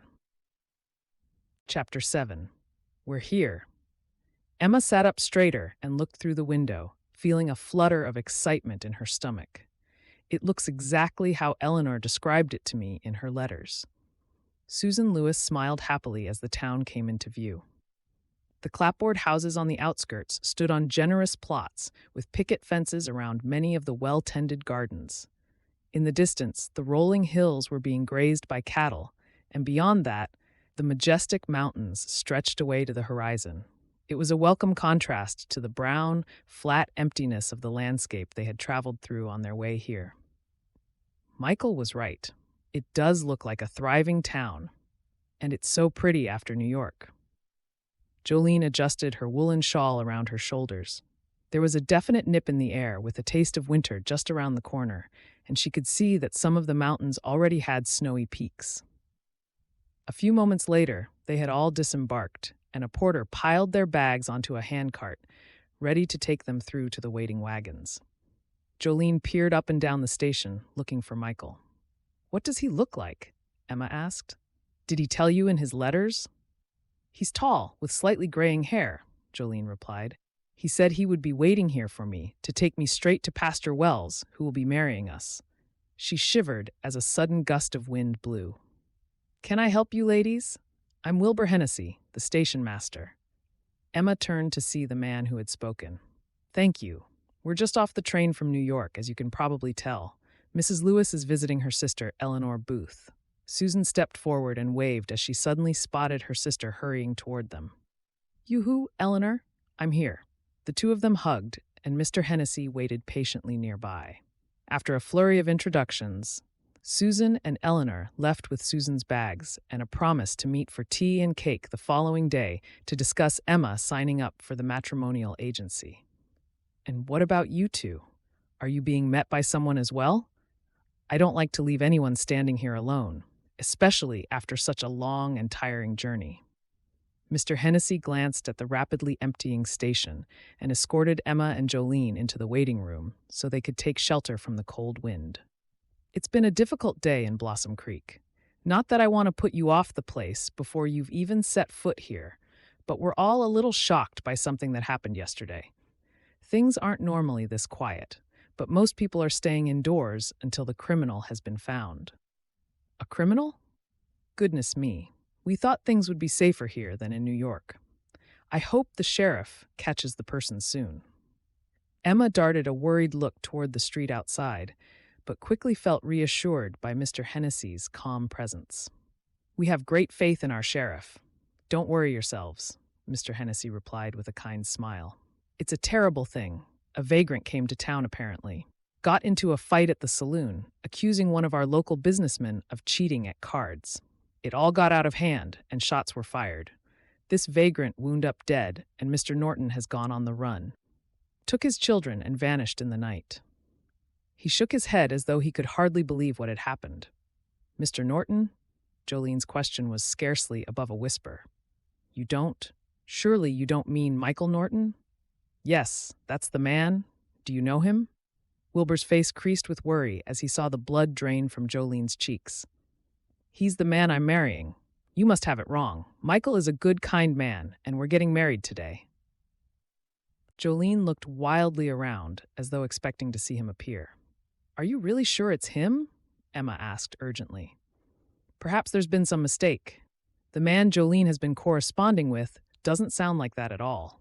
She willed Mr. Hennessy to correct himself, but his agonized expression told her everything she needed to know. "I'm so sorry to be the bearer of such dreadful news, but it was definitely him. There were many witnesses who attested to it, which is why he's gone on the run." Jolene groaned and dropped her head into her hands. "What will become of me, Emma? He was my only hope, and I don't have enough money to return to New York. How will I cope with a new baby and no money?" Tears started to roll down her cheeks, and she clutched her swollen belly as a powerful contraction gripped her. "I think the baby's trying to come," she whispered. "It's just the shock of everything." Emma rubbed Jolene's back, and Mr. Hennessy called for his wife to come and help. "Here you are, dear." Rebecca Hennessy pressed a cup of hot, sweet tea into Jolene's hand and urged her to drink it. "Where are you staying tonight?" she asked Emma. "I don't have anywhere booked, but I plan to stay at a boarding house for a few days until I can find work. In that case, I know of the perfect place. Wilbur will take you both to the Ponderosa boarding house in our wagon. It's a nice quiet place on the edge of town, and I know Mrs. Barton, the owner, will be very understanding of your situation." Jolene sipped her tea. "I knew it was too good to be true," she whispered. "I should never have come." Her eyes filled with tears again. "We're all as shocked as you," Rebecca replied. "But you'll find that the people at Blossom Creek are friendly. I suggest you stay for a while and gather your thoughts. There's plenty of work, and I'm sure you'll find a position that would accommodate you with your baby." She took hold of Jolene's hands and rubbed some warmth back into them. "None of this is your fault, Jolene. It's a cruel twist of fate, and I don't believe Mr. Norton was a violent man. It was just a terrible situation that got out of hand. We need to concentrate on your well-being and taking care of your baby when the time comes. That's what's important now. Don't you agree?" Jolene gave a shuddering sigh and nodded reluctantly. "I don't have much money to pay for a boarding house, but at least it's somewhere I can gather my thoughts for a few days." "We can share a room. Don't worry about that," Emma said stoutly. "You're my friend, and friends look out for each other. I'm sure I'll get work within a few days, if what Susan said is true about Blossom Creek being a thriving town. If we're careful with our money, it will be fine. You won't be left to struggle with this alone, Jolene." Rebecca Hennessy nodded. "That's settled then. Wilbur will take you to the Ponderosa, and I know Mrs. Barton will get you settled in. I'll call around tomorrow and make sure you're both okay." Jared jumped as there was a sharp rap at the front door. His mother had told him that Maud and Violet were the only new guests they were expecting this week, but he wouldn't turn anyone away if someone had arrived on the train looking for a place to stay. "See if you can find out what's been going on," Felicity called from the parlor. "I've never heard such a lot of commotion as we've had since yesterday evening. If only I could get out of this chair, I'd try and find out myself. I think it must be some sort of manhunt, with that many men heading out with Sheriff Hudson," he said quietly to his mother. "Let's wait and see, though. We don't want to worry our guests." Jared hurried to the front door to see who was calling. He had seen the sheriff heading out of town last night with a posse and considered going to help, but the distraction of replacing Bessie had put the thought from his mind. The light was starting to fade as Jared swung the door open, and he was surprised to see Wilbur Hennessy standing on the porch. "Howdy, Jared. Rebecca sent me over because she's hoping you and your ma can help." He glanced toward his wagon, where Jared could see two women sitting, and leaned in closer, lowering his voice. "Between you and me, it's a terrible situation. There's a young woman called Jolene Vargas who's just arrived in Blossom Creek today with her friend Emma Parkin. Jolene was meant to be getting married to Mr. Norton today. But of course, that won't be happening now, what with him running from the law." Jared took a sharp intake of breath. "Running from the law? What do you mean?" He felt his stomach lurch with foreboding at Wilbur's expression. No sooner had he gotten his hopes up about Michael's investment than it looked as though the offer was about to come to nothing. "Didn't you hear? He killed a man after a disagreement at the card tables last night. He's taken his children and vanished. Eli's taken a posse out to look for him, but I'd imagine that's the last we'll see of Mr. Norton. People are saying it was an argument that got out of hand, but I doubt if Norton would want to take his chances of getting a fair hearing." Wilbur shook his head, scarcely able to believe it. "Miss Parkin was looking for a place to stay, and we figured the Ponderosa would be perfect because it's nice and quiet. She's offered to share her room with Jolene, so you won't be out of pocket." Jared heard shuffling behind him and turned to see his mother standing in the hallway, leaning on her cane. "I thought it was you, Wilbur," she said happily. "I heard most of what you said, and of course we'll take them in, won't we, Jared?" She came to the doorway and looked out at the wagon. "Come on in," she called. "Our door is always open for newcomers to Blossom Creek." "There's just one other thing," Wilbur added. "Jolene is in the family way, and what with just finding out that she's been abandoned." "Don't you worry, Wilbur. We'll take care of her." Felicity gave him a warm smile and nodded for him to help their new guests in. "This is very kind of you, Mrs. Barton," Emma said for the third time. Jared had shown them to the front parlor and instructed Bessie to make up a twin room for Emma and Jolene, while Felicity insisted on giving them a cup of sweetened coffee to help get over the shocking revelations. "Think nothing of it, dear. Poor Jolene has had a terrible time of it, coming here in good faith to find Mr. Norton has gone." Felicity tutted and topped up their coffee. "I don't know how I'll manage once the baby arrives." Jolene closed her eyes in the wing-back chair next to the fire, and Emma could see that her face was still worryingly pale. "I'm not a woman of loose morals, Mrs. Barton." Jolene opened her eyes again. not wanting their kindly host to think badly of her. It was my old landlord. After my ma died, I tried to pay the rent, but he just had his wicked way with me. Felicity reached forward and patted Jolene's hand. You don't have to explain to me, Jolene. I can tell you're an upstanding young woman who's trying to do her best. Let's get you settled in so you can rest. You shouldn't be overdoing it when you're this far along in your pregnancy. Emma shot her a look of gratitude. Rebecca Hennessy said you would understand. I'll go out first thing tomorrow and start looking for work, so you don't need to worry that we're taking advantage of your generosity. I'll pay our board and lodgings in full, and I've promised Jolene I'll do whatever I can to help her. A shadow fell in the doorway, and Emma realized that Jared was standing there watching them. In the flurry of getting Jolene into the house, Emma hadn't paid him much attention. But now, as he came into the parlor, carrying a box of logs for the fire, she suddenly felt her heart skip a beat. His eyes were a startling bright blue, and his brown hair swept back from his tanned face, showing that he liked to be outdoors. His mouth was generous and quick to smile when his mother spoke, and his shirt fitted snugly over his broad shoulders.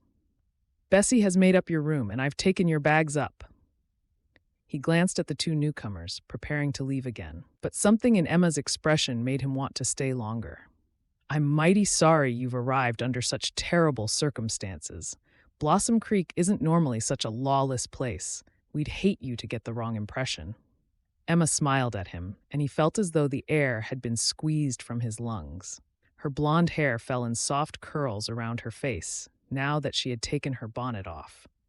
But it was her smile that made him stop in his tracks. The way her hazel eyes had golden flecks that seemed to sparkle, and the two dimples that appeared in her cheeks, he had never seen anything so unexpected from her previously worried expression. It was as if the sun had just come out from behind a cloud. Well, I'd better check that Bessie's preparing more for dinner. Your room is at the top of the stairs. He felt suddenly flustered and hurried out of the room. He does have better manners than that usually, Felicity said with a wry smile toward Emma. We've just found out that our maid is leaving next week to get married and follow her husband to his new job, so we're both a little distracted is all. She's been with us for a while, and you know how it is when someone fits in so well, but then you have to find a replacement. She waved her hand with a chuckle. Listen to me chattering on. I don't usually share Ponderosa business matters with our guests, I promise. Oh, don't stop on our account, Mrs. Barton. I can understand that it must be a difficult time.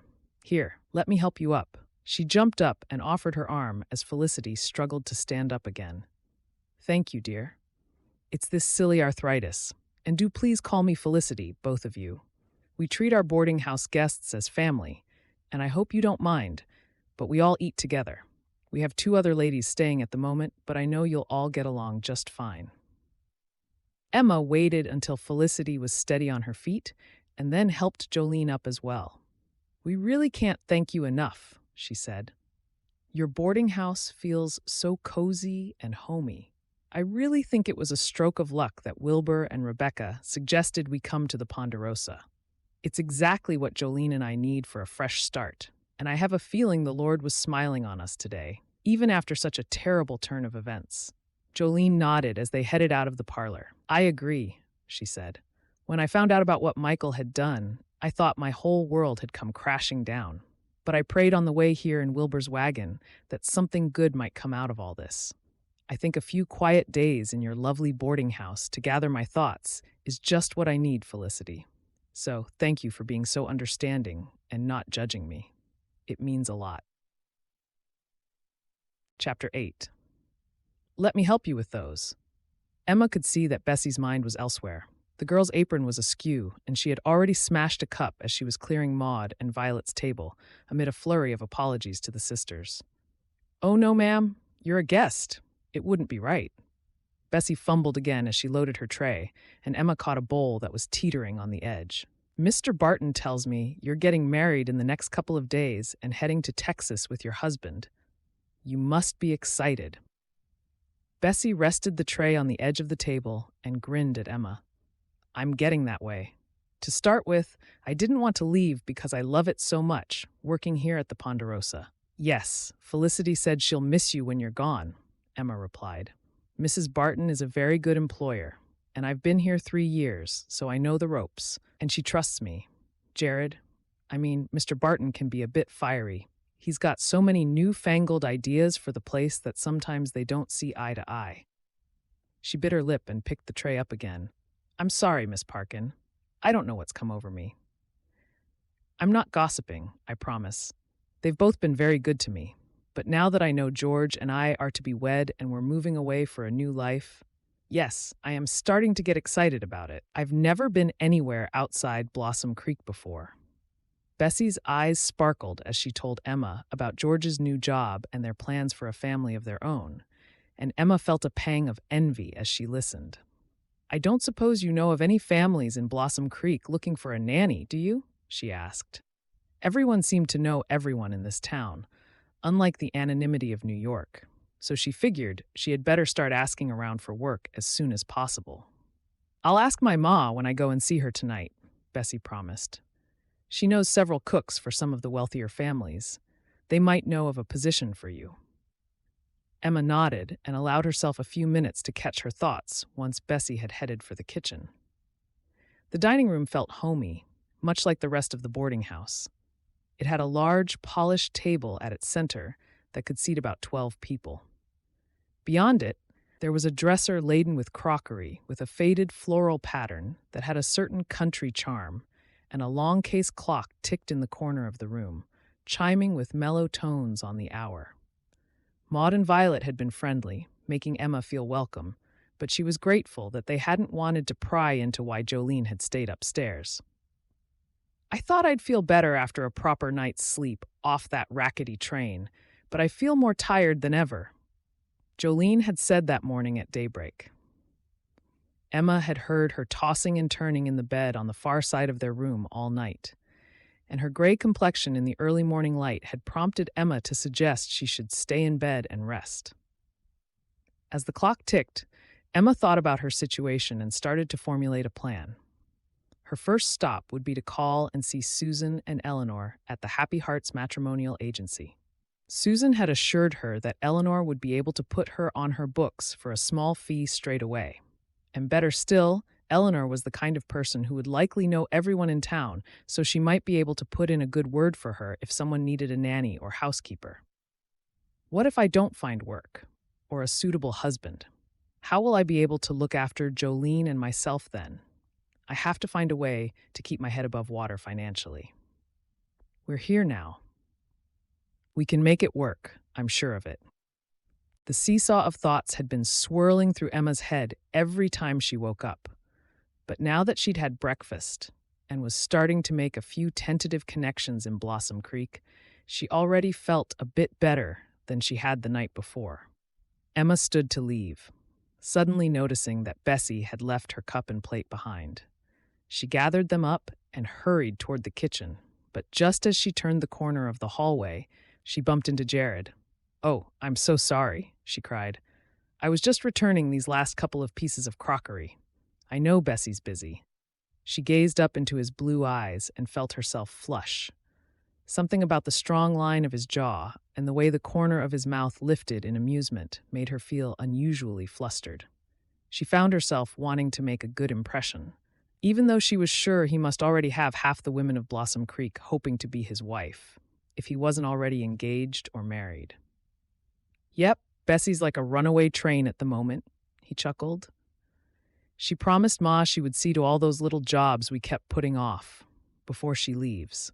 But I reckon it's more trouble than it's worth with her head in a spin the way it is right now."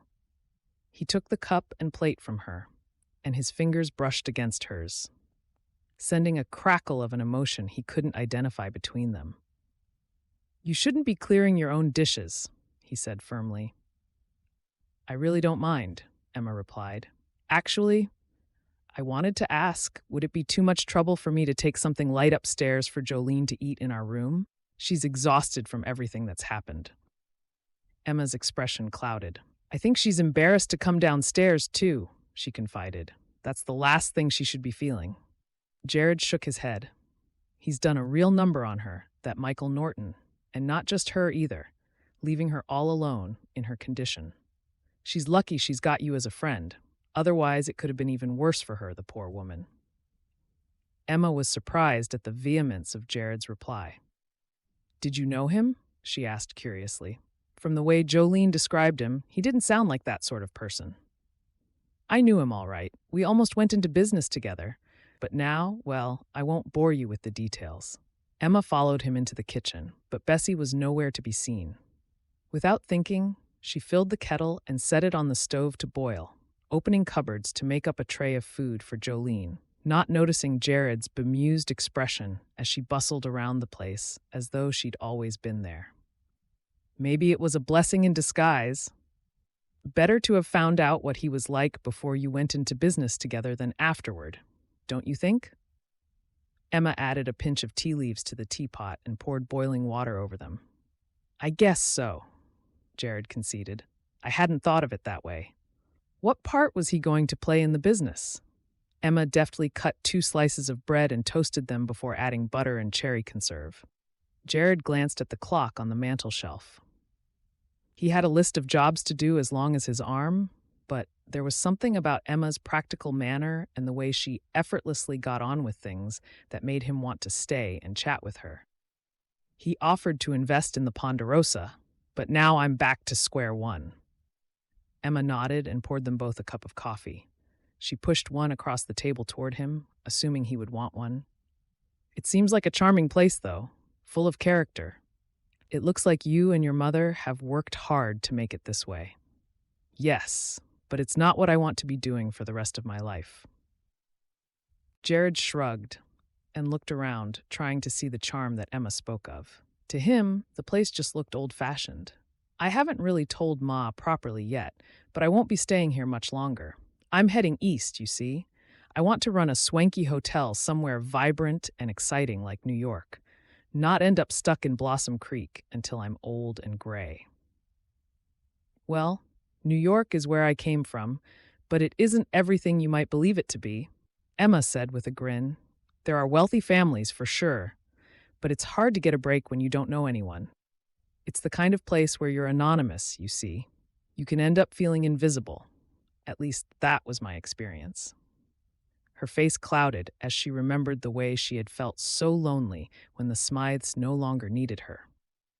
I feel like I've met more genuinely nice people in one day at Blossom Creek than I did in all my 22 years in New York. Jared sipped his coffee, considering what she had said. I'll just have to make sure I work hard to introduce myself to plenty of people. He shot back with a smile. He realized with a start that it was the first time he had felt free to talk about his hopes and dreams for his life, without having to worry about being judged for wanting to leave Blossom Creek. Will you be working with your wife like your mother and father worked together? Felicity told me how much she loved building the business with your father.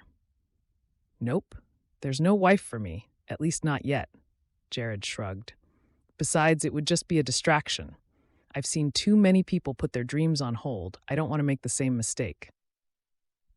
Well, I'm sure you'll make a great success of it, Emma replied. I'm going to take this up for Jolene, and then I'm meeting Susan Lewis, the lady who we traveled out here with. She's introducing me to her sister, Eleanor Booth. Emma blushed as she realized that Jared would likely know that an introduction to Eleanor must mean she was looking for a husband. She picked up the tray and hurried away, not wanting him to see her embarrassment. Chapter 9. I made you some toast and a nice cup of weak tea. Emma nudged the door open and placed the tray on the chest of drawers in their room. It's a lovely sunny day outside. Maybe you could get some fresh air after you've had something to eat. Jared said there's a nice walk around the orchard, out the back. She pulled the drapes open, letting light flood into the room. Something's not right, Emma. Jolene's words came out in an anguished gasp. My belly feels like it's being stabbed by hot pokers. I can't catch my breath. A guttural groan came from the depths of Jolene's chest as a powerful contraction tore through her, holding her in its vice-like grip for many long seconds. Emma rushed to her side, seeing the sheen of sweat on her gray cheeks and the hint of delirium in her eyes. Breathe slowly, Jolene. You'll be okay. The good Lord has decided it's time for your baby to arrive. By the end of today, you'll be a mother with your own sweet cherub." Emma brushed the dank locks of hair off Jolene's face and gave her a reassuring smile, even though she was seized with fear, knowing that the baby was arriving earlier than expected. "I can't do this," Jolene sobbed. She looked around the room wildly as the contractions subsided. "Where's Michael? He promised he would look after me. We need to get married quickly, so the baby isn't born out of wedlock. Tell Michael to send for the pastor right away." Her head flopped back onto the pillow and she screwed her face up as another wave of pain smashed into her already weakened body. Emma ran from the room, calling ahead of her. "Felicity, Jared, we need hot water and clean towels. Jolene is having her baby." The next hour passed in a blur of frantic activity. Jared hitched up the wagon and urged his horse into a fast lope across town, returning with Hannah Lawrence, the midwife. Bessie stoked up the stove, keeping them supplied with boiled water, and Felicity and Emma took turns comforting and encouraging Jolene as her body was ravaged by the violent waves of her contractions. "Just a couple more minutes and it will all be over." Hannah cast a worried glance at Jolene's fevered body. The scarlet-stained sheets had already been changed twice, and Jolene's pulse was thready and weak. Felicity caught her eye, and the two women exchanged an unsaid agreement. Despite Emma's attempts to keep Jolene's spirits up, the two older women knew that the birth had now become about saving the baby. Jolene would be lucky to survive the experience, and Felicity felt her heart squeeze with compassion for the infant, who would probably never know its mother. A moment later, the air was filled by the lusty cries of a newborn infant, and Emma couldn't stop her eyes from filling with tears at witnessing such a miracle. "It's a little girl, Jolene. She's got the sweetest whirl of chestnut-colored hair, just like yours." "Praise the Lord." Emma heard Jared's murmured words and gasp of relief through the crack in the door where he had been pacing back and forth for the last hour, and she smiled to herself. For a man who wanted to leave the Ponderosa as soon as he could, he seemed mighty interested in their guests' well-being. Hannah checked the baby over and swaddled her tightly before handing her to Emma. "We're not out of the woods yet, I'm afraid. Your friend is very unwell. You need to prepare yourself for the worst." She patted Emma's arm to soften her words. "Why don't you take the baby out of the room while Felicity and I tend to Jolene, and ask Bessie to boil more water? It's going to be a long day." Emma stumbled from the room, hardly able to comprehend what the midwife had said. Even though she had only known Jolene for such a short time, she felt like the sister she had never had. She looked down at the crumpled red face of the baby in her arms and felt a sudden rush of love for the helpless mite. There. We'll pray for your ma, little one. Come into the parlor and sit down with me," Jared said softly. "Hannah and Ma know what they're doing, and they'll do everything they can to save Jolene. Trust me." He put his arm around Emma's shoulder and guided her carefully down the stairs, taking her to the chair next to the fire. The baby started to whimper, and Emma rocked her gently. "Life has treated Jolene so unfairly," she said. Her eyes misted over as she looked into the solemn dark eyes of the baby girl gazing up at her. Jared hurried away and returned shortly afterward with a strong, sweet coffee. "Drink this. You've had a shock." He set the cup down and lifted the baby from Emma's arms, walking slowly around the room. The baby's whimpers turned to contented gurgles as she was rocked by the motion of his steps. "You look like a natural," Emma chuckled wearily. She sipped the coffee, feeling her energy return. "Oh, you know how it is? Cousins, friends who had children when I was younger. Everyone pitches in and helps each other in a place like Blossom Creek. Ma raised me to believe that a real man ain't afraid to look after a baby. I know it's usually women's work, but if the Lord blesses me with my own children one day, I wouldn't want to miss out on loving on my own kin and let my wife have all the cuddles." He shot her an amused look and grinned at her startled expression. "You're certainly not a typical sort of man, I'll give you that," Emma replied with a wry smile. "I was an orphan, so I never had the joy of being part of a close-knit family. But the family I used to work for, the Smythes, employed me to look after their daughter. I was Gracie's nanny and housemaid, so I guess I learned how to look after a baby after all. And over the years, Gracie felt like family to me. The next hour passed as slowly as chilled molasses. Every time Emma looked at the clock, it seemed that only a couple of minutes had passed, and although the baby had finally dozed off, she knew that she would need to be fed soon. Jared busied himself with jobs that needed to be done, but she was grateful that he kept looking in on her, his face etched with concern. She had never met a man who made her feel so at ease. Eventually, as 1 hour turned into 2, Emma knew that there was only one thing left for her to do. "Will you pray with me, Jared?" she asked, as he came in with a freshly made cup of coffee for her. "Of course." He gave her a steady look, and she felt her heart overflow with gratitude that good fortune had brought them to the Ponderosa, to a kind and caring family like the Bartons. Jared sat in the chair opposite and lowered his eyes. "Dear Lord, please give your divine blessing to my friend Jolene. Her fate lies in your all-powerful hands, and whatever your will is, we give ourselves to your gracious mercy.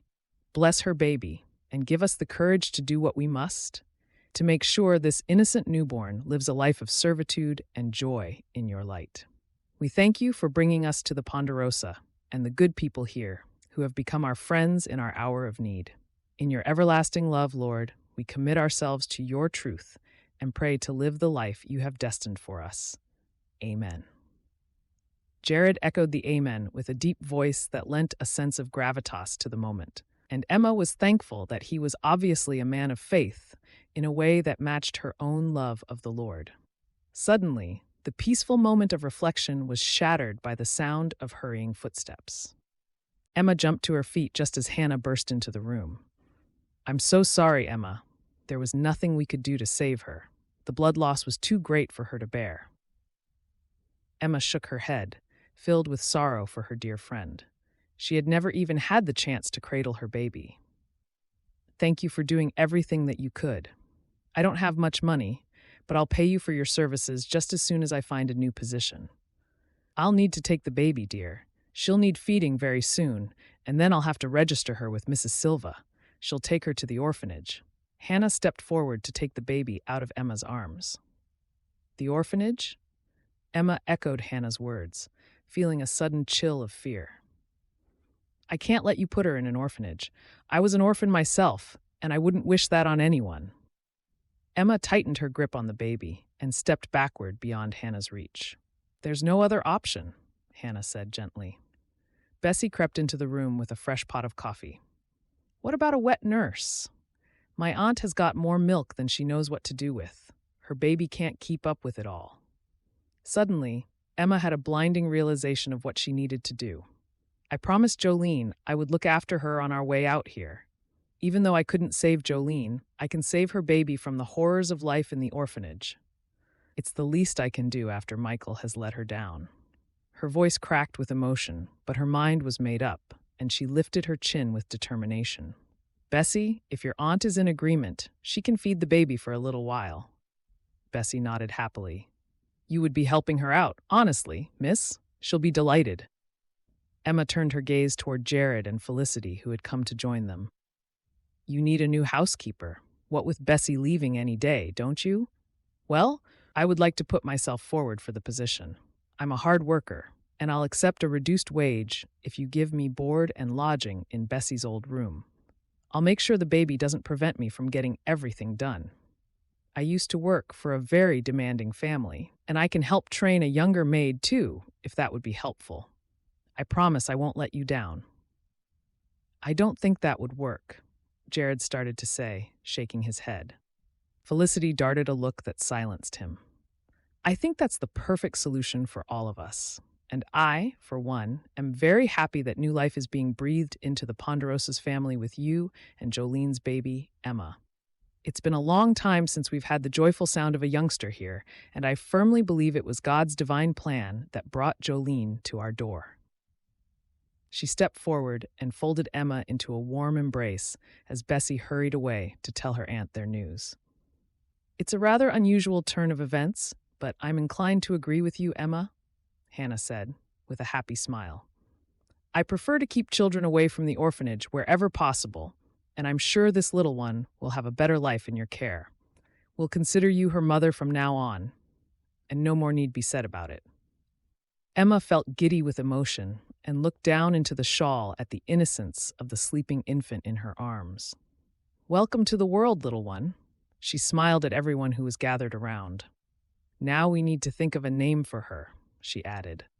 She lifted the edge of the shawl and gazed down at her perfect features and the way her dark lashes fanned on her cheeks. "I know. Baby Celeste would suit you perfectly," she murmured, "because you are heaven sent." Chapter 10. As Jared approached the back door, he paused to look at the scene inside. The lamps were lit, and Celeste was sitting in her high chair at the kitchen table, watching on as Emma kneaded bread. The light glinted off Emma's hair, making it look like spun gold, and she kept up a steady chatter with Celeste, pausing now and again to blow a raspberry kiss on the baby's chubby cheeks, which made her squeal with delight. "Don't be fooled by a pretty picture. Stay focused on your dream, Jared, or you'll be stuck here forever." The thought slid into his mind, making him feel restless. It had been 3 months since that fateful day when Jolene had lost her life giving birth to Celeste, and things had changed dramatically at the Ponderosa. Felicity's arthritis still plagued her, but having Emma and Celeste here seemed to have rallied her spirits, and she was back to her old self, taking on more than she should and making plans for the future. Jared's mind was still not made up about Emma. She worked twice as hard as Bessie ever had, so he couldn't find fault with her in that way. But doubts about her motives had taken root in his mind that he just couldn't shake off, and he found himself wondering again why she was staying at the Ponderosa. A sudden blast of icy wind tugged at his coat, and he pushed the door open, deciding he'd done enough outside work for the day. "There he is, Celeste. Give Jared a smile." Emma looked up as Jared stamped the snow from his boots and hung his buckskin coat up on the row of hooks by the door. "She's almost starting to speak now," she said proudly. Emma tried to ignore the familiar quickening of her pulse, which happened every time she saw Jared. He was her employer, and although he was friendly enough, she knew that harboring feelings for him would end in heartache. His mouth curved into a slow smile, and the rumble of his deep voice as he called Celeste's name almost melted her resolve. "He'll never think of me in that way. Don't be so silly, and even if he did, he'll be gone from our lives in a few months." The familiar silent admonishment that she told herself every day was her armor against falling for him. But tonight, with snowflakes dusting his brown hair and the glint of humor in his blue eyes, she was finding it hard to keep her feelings in check. Jared bent down and tickled Celeste under her chin, sending her into a peal of giggles. "It's colder than ever out there tonight," he said. "I've spoken to the mayor, and he's decided that he thinks we should go ahead with a Christmas celebration in Blossom Creek." "Oh, I can't wait!" "Your mother told me they make the park look beautiful each year." Emma's eyes shone with excitement, and Jared couldn't help but smile. "I could take it or leave it, to be honest, but it's nice for the children, I guess, and I suppose I should make an effort, seeing as it might be my last Christmas here." "Your mother has knitted Celeste the sweetest bonnet to go with her shawl. She really is so kind." Emma dropped the dough into a loaf tin and slid it into the oven. The room quickly filled with the comforting scent of baking bread, making Jared's mouth water. "I meant to tell you, Violet and Maud have written to me to say they would like to come and stay again for at least a month. They'll be arriving on the train next week, I believe. Other than them, it's just the Barnes family until their ranch homestead is habitable after the fire, and Miss Evans with her mother." A frown chased across his face at the constant worry of keeping the Ponderosa full of paying guests when other competing establishments seemed to be springing up almost every month. Only this morning, the mayor had told him about a newcomer who wanted to build another guest house on the edge of town. "That's wonderful news," Emma replied. "Maud and Violet were so besotted with Celeste it felt like quite a wrench when they left. Maud told me she wished they could stay forever, but their father's health is often poor in the winter months, and they are the only family he has left. Hopefully, the fact that they're returning means he's better now. Maybe they know of more people who might like to stay here too. Word of mouth is a good way to get more business." She felt a pang of sympathy as she noticed the worry clouding Jared's eyes. Whether he would take her suggestions on board, though, was a different matter, not when he still seemed determined to leave Blossom Creek as soon as he could. Well, we certainly need the money, that's for sure. Jared poured himself a coffee and sighed. I'll be in my office tonight, doing the books. Emma nodded and started cutting up onions for the beef for the pie she was making. Jared's mention of it being his last Christmas in Blossom Creek had taken the shine off the evening, even though it shouldn't have come as a surprise that he was still thinking that way. As Jared sat down in front of the ledgers and ran his fingers down the figures, his thoughts flitted from one problem to another. He had noticed that he often found it hard to concentrate after he had been in Emma's company. She was like a puzzle that he couldn't quite solve, and when he watched her with Celeste, and the way her face lit up with love for her, he felt a rush of emotion that he was struggling to understand. He couldn't afford to let his heart get in the way of his dreams of heading to New York, though. Of that, he was certain. He considered the fact that she had fitted into life at the Ponderosa so readily. Is Emma really just a good Samaritan? Surely there must be more to it. Jared turned his thoughts over in his mind. She had taken on another woman's baby, even though she had only known Jolene for a handful of days, and now she had made herself an invaluable part of the Ponderosa. His mother sang her praises almost every day, telling him how lucky they were that she had decided to stay. And yet, it seemed too good to be true. He tapped his fingers on the desk, deep in thought.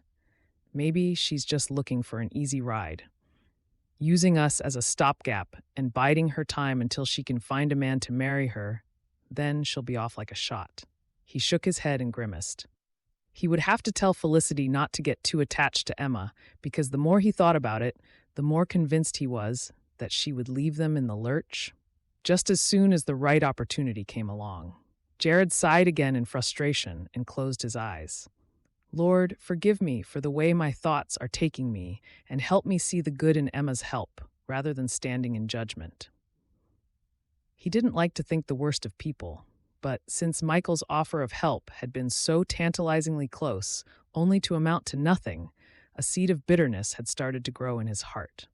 It felt like he would never be able to achieve his dream, and his heart felt torn in so many directions he wasn't sure what to do for the best. As Emma busied herself in the kitchen, she thought again for the 100th time how lucky she was that Felicity had thrown her the lifeline of living and working here.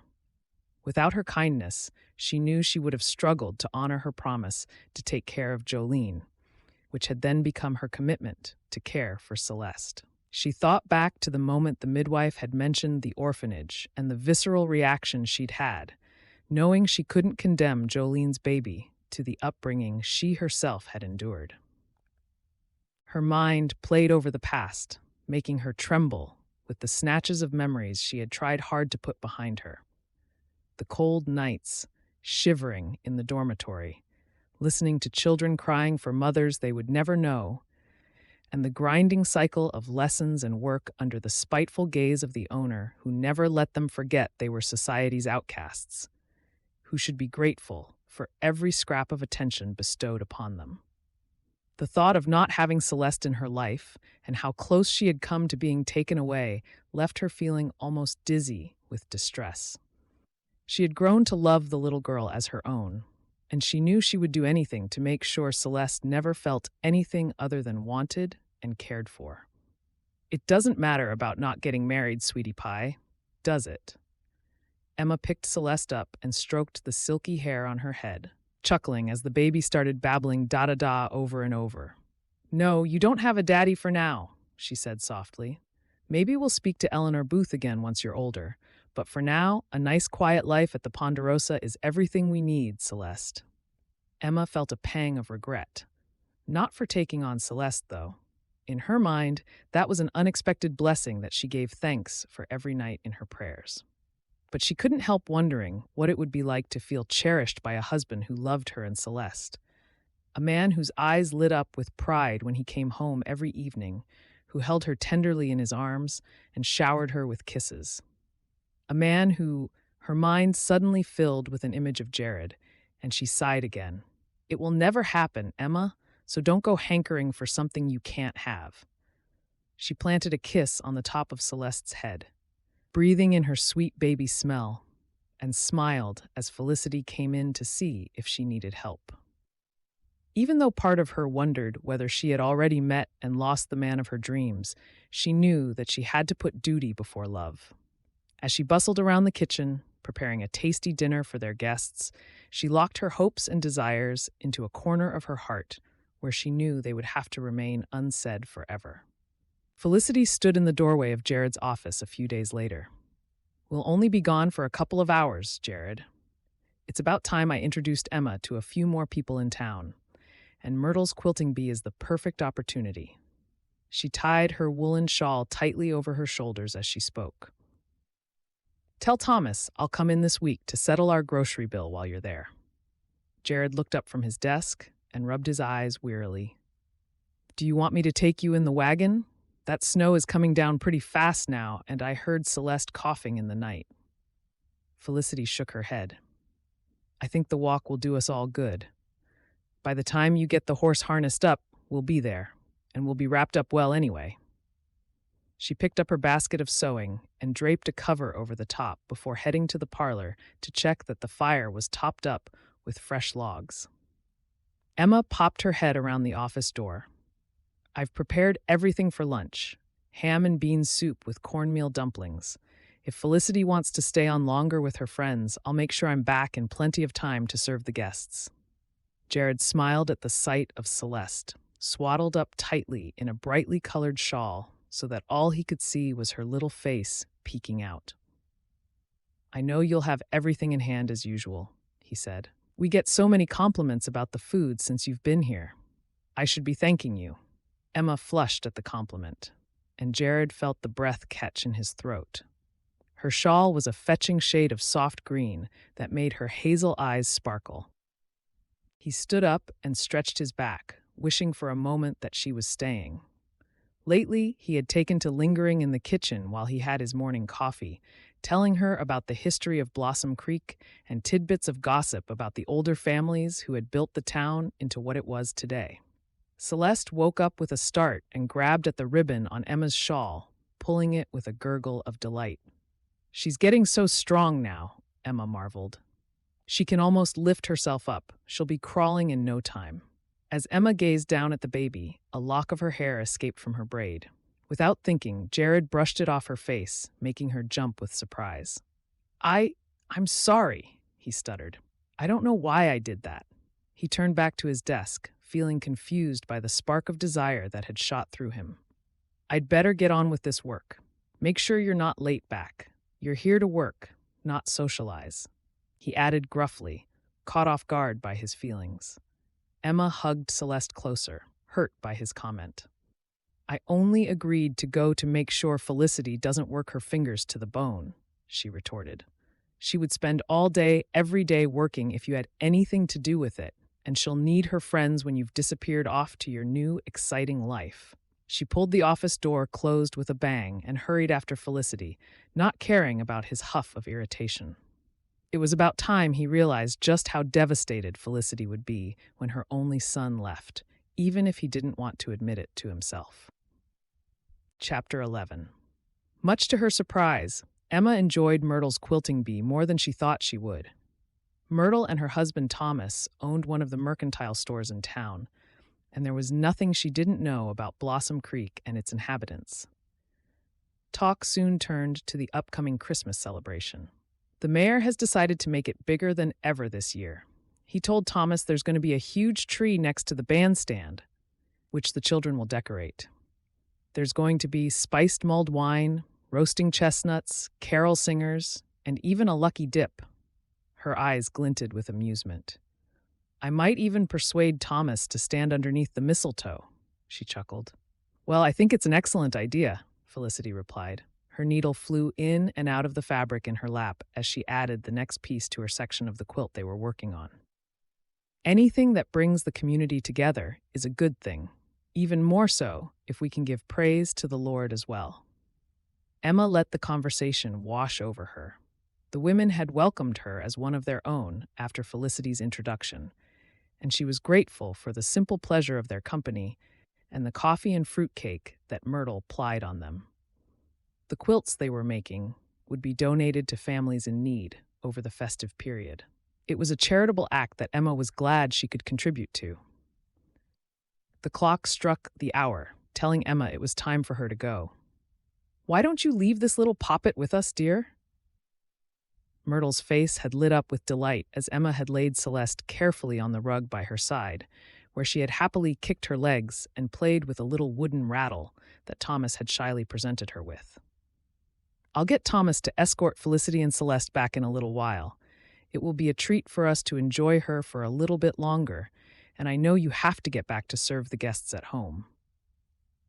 Emma hesitated, but Felicity's smile told her that it was a good idea. "If you're sure?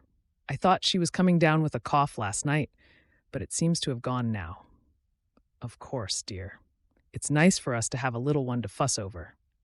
Myrtle tucked a spare wedge of her fruitcake into Emma's basket for Jared and waved her off. "They'll be back within the hour, don't you worry. It's good for you to have a few minutes to yourself now and again." As she set off, Emma hardly noticed the biting sting of the winter wind on her cheeks because all she could think about was how beautiful Blossom Creek looked. There was none of the filthy slush that she was accustomed to in New York. Here, the landscape was a brilliant white as far as she could see. Every edge had been softened with pillowy mounds of snow, and now that the clouds had cleared, the sky was a vibrant blue, and the sun sparkled on the landscape as if it had been decorated with a million glittering diamonds. The air felt sharp and clean with each breath she took, and was filled with the rich scent of wood smoke that drifted from all the chimneys. In the distance, she could see the pine trees that cloaked the lower slopes of the mountains, making it look like the magical paintings she had seen in the books that Gracie had read as a child. "I'm home," Emma called out as she shook the snow from her shawl and quickly took her coat and boots off, but there was no reply from Jared. The kitchen was filled with the savory aroma of the food she had prepared earlier that morning, and a quick check of the clock told her she had more than enough time to get lunch prepared. As she shut the door behind her, she was surprised to hear the rumble of men's voices coming from the back room. Jared hadn't said he was expecting company. She tied her apron on and wondered whether she should offer his visitor some lunch. The stranger's voice was deep. "It's good of you to see me. I knew as soon as I laid eyes on the Ponderosa that this was the answer to my prayers." His words stopped Emma in her tracks, and she paused in the hallway, her curiosity piqued. "What exactly do you have in mind, Mr. Gomez?" Jared's tone showed that he was curious to hear more. "If we're going to do business together, call me Nolan, please." The visitor chuckled, and Emma heard the chink of glass as Jared poured his guest a drink. "Do business together? Tell me more." "Let me explain," Nolan continued. "I've been in Blossom Creek for a few weeks now, and I like the place. It's up and coming. I truly believe it will be a destination folks will want to come and visit. I came here looking for a business I could invest in. That's what I do, you see." "Go on," Jared replied. "What does this have to do with me?" "I've considered several different businesses in the town, but none of them has got quite what I'm looking for. I believe that businesses should be part of the community, so I want to work with one that has stood the test of time, one that is built on good old-fashioned family values, which will attract the right kind of people to the area. I've made some discreet inquiries with folks telling them what I was after, and it was the Ponderosa's name that kept being mentioned. It's a credit to you, Mr. Barton." Emma felt torn. She knew she should turn away and go back to the kitchen, but something about Jared's tone kept her rooted to the spot. She could hear an excitement in his voice that hadn't been there before. "This will affect me and Celeste. I owe it to her to find out what's happening." The thought slid into Emma's mind, giving her the justification she needed to carry on listening. "So you want to invest in the Ponderosa?" Jared replied casually. "My parents built this boarding house business up from scratch, with years of hard work and sacrifice. What makes you think I'd be interested in your offer?" "Well, I wouldn't be so presumptuous, Mr. Barton. Of course not. But I'd give you a handsome sum to take the place off your hands. He named an amount that made Emma press her hands to her mouth to cover her gasp of astonishment. Who knows? You might want to follow your own dreams, and my offer would help you do that. You seem like the sort of man who might not want to stay in a country town like this his whole life. Maybe you're destined for greater things? I can't agree to sell the place without taking care of my mother, Jared shot back. Of course, Nolan continued smoothly. That shows what a kind person you are, Jared, if I can call you that. The deal would be that you sign over the Ponderosa to my name. And in return, I promise that the essence of the Ponderosa will be maintained, so it's still the kind of quaint, homey business that appeals to God-fearing folks. And your mother can either remain here if she wishes, or she can move to a new place of her own. We would employ a new manager, and the guests would scarcely notice the difference. That sounds interesting. Emma could hear the longing in Jared's voice. The amount that Nolan Gomez had mentioned seemed higher than Emma could believe, and she knew with a sinking feeling that this was the lucky break he had been waiting for. Look at it this way, Nolan added with a chuckle. Everything the guests love about the Ponderosa is down to your mother's business acumen, and yours too, of course. So it would be in my interest to preserve Mrs. Barton's style and sensible values that have made the business what it's known for, wouldn't it? I don't want to change it. I'll just help it grow so more people can enjoy it. I can see how that would make sense, yes, Jared agreed. I'll need to think about it, though, and we have a busy few weeks ahead. Could I let you know my decision after Christmas? Ah, I'm sorry, that won't be possible. Gomez's voice was filled with regret. I'm leaving town early next week, and if I don't make a deal in the next few days, I'll have to take my investment elsewhere. I have some other towns in mind, you see. He left his words hanging in the air. I don't want to rush you, of course. Perhaps you're not quite the businessman I thought. Anyway, I'll call by the day after tomorrow and you can let me know what you decide. How about that? Well, I'm almost certain my answer will be yes, Nolan. There are just a few minor details I'll need to sort out. I'd hate for you to think I'm not interested. Emma heard footsteps on the stairs as Miss Evans and her mother came down for lunch, so she hurried away, her mind in turmoil. If Jared took up this offer, there was no guarantee that she and Celeste would be able to remain at the Ponderosa, especially as Mr. Gomez had already said he would put a new manager in place. As she served lunch, she couldn't shake the feeling that everything was about to change again in her life. I have to do what's right for me and Celeste. She's more important than anyone, and I can't take the risk of ending up homeless. The panic-stricken thoughts ricocheted through Emma's mind for the rest of the day, and she knew she had to take matters into her own hands. The lure of this new investment might be too great for Jared. Besides, it looked like his dreams certainly didn't include Felicity, or her and Celeste. Chapter 12.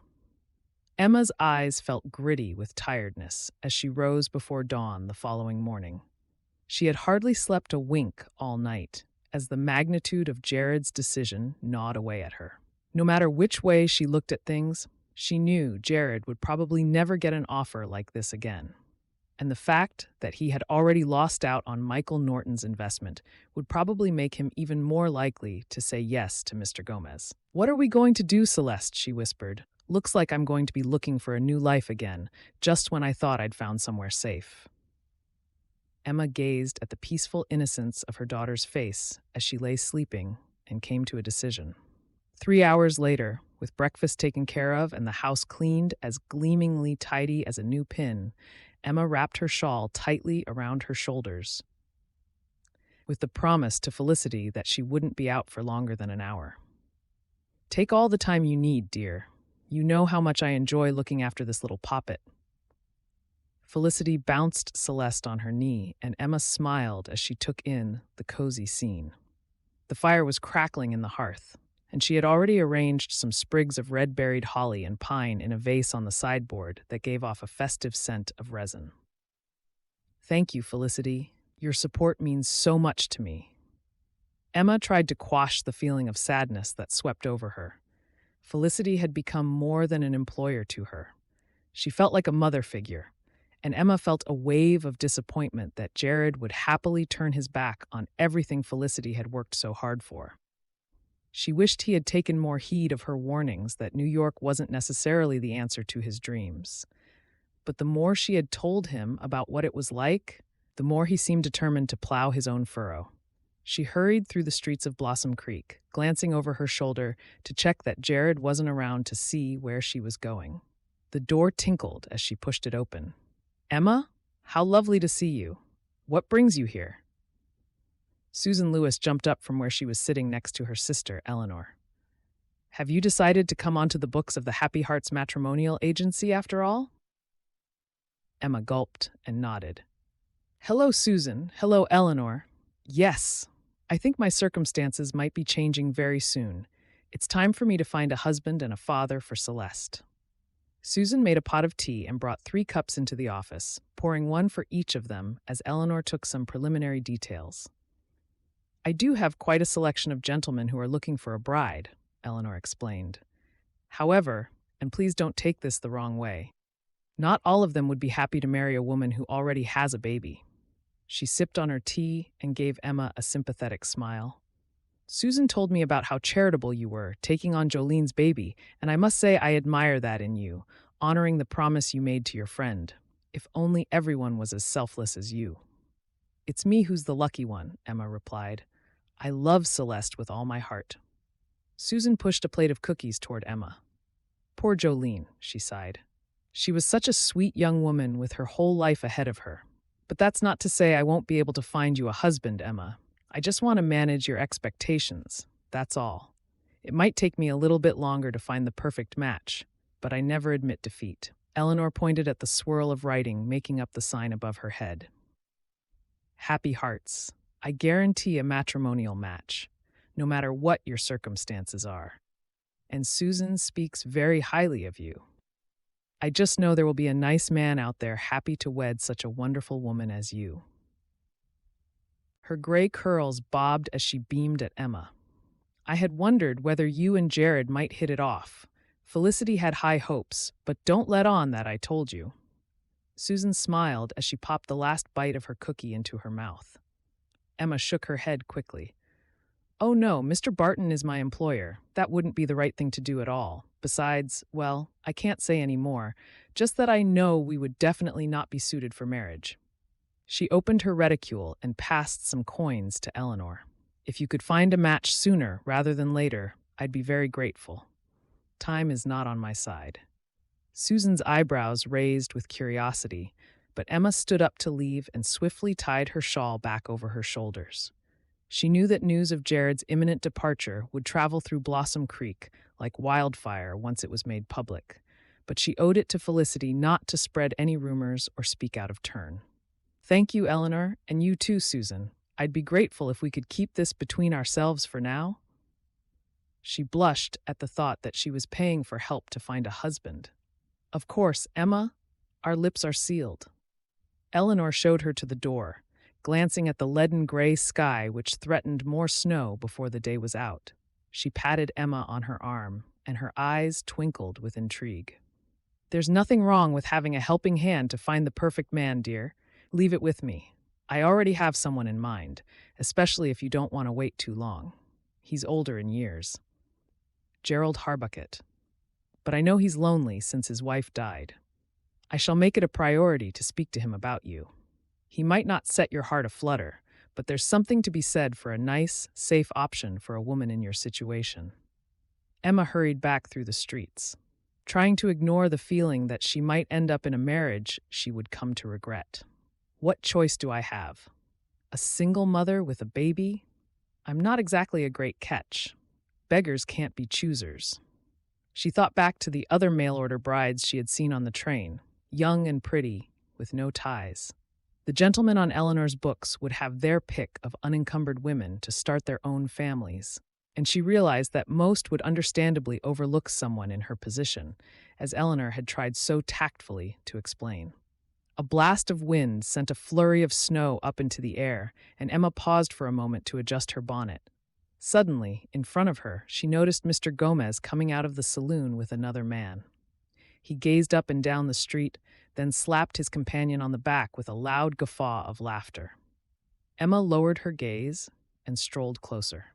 It seemed as if the two men knew each other, and she was curious to know more about the man who would own the Ponderosa in a matter of days.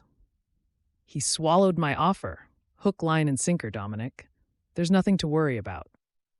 Nolan Gomez's cheeks were flushed from the liquor he had been enjoying, and his murmured comment was loud enough for Emma to clearly hear. She paused to listen to what else he had to say. Under the pretext of looking at the festive display of pies and cakes in the window of the store next to the saloon. She hadn't seen the other man before, and she was determined to find out who he was. "There's no reason why our plan won't work," Gomez continued.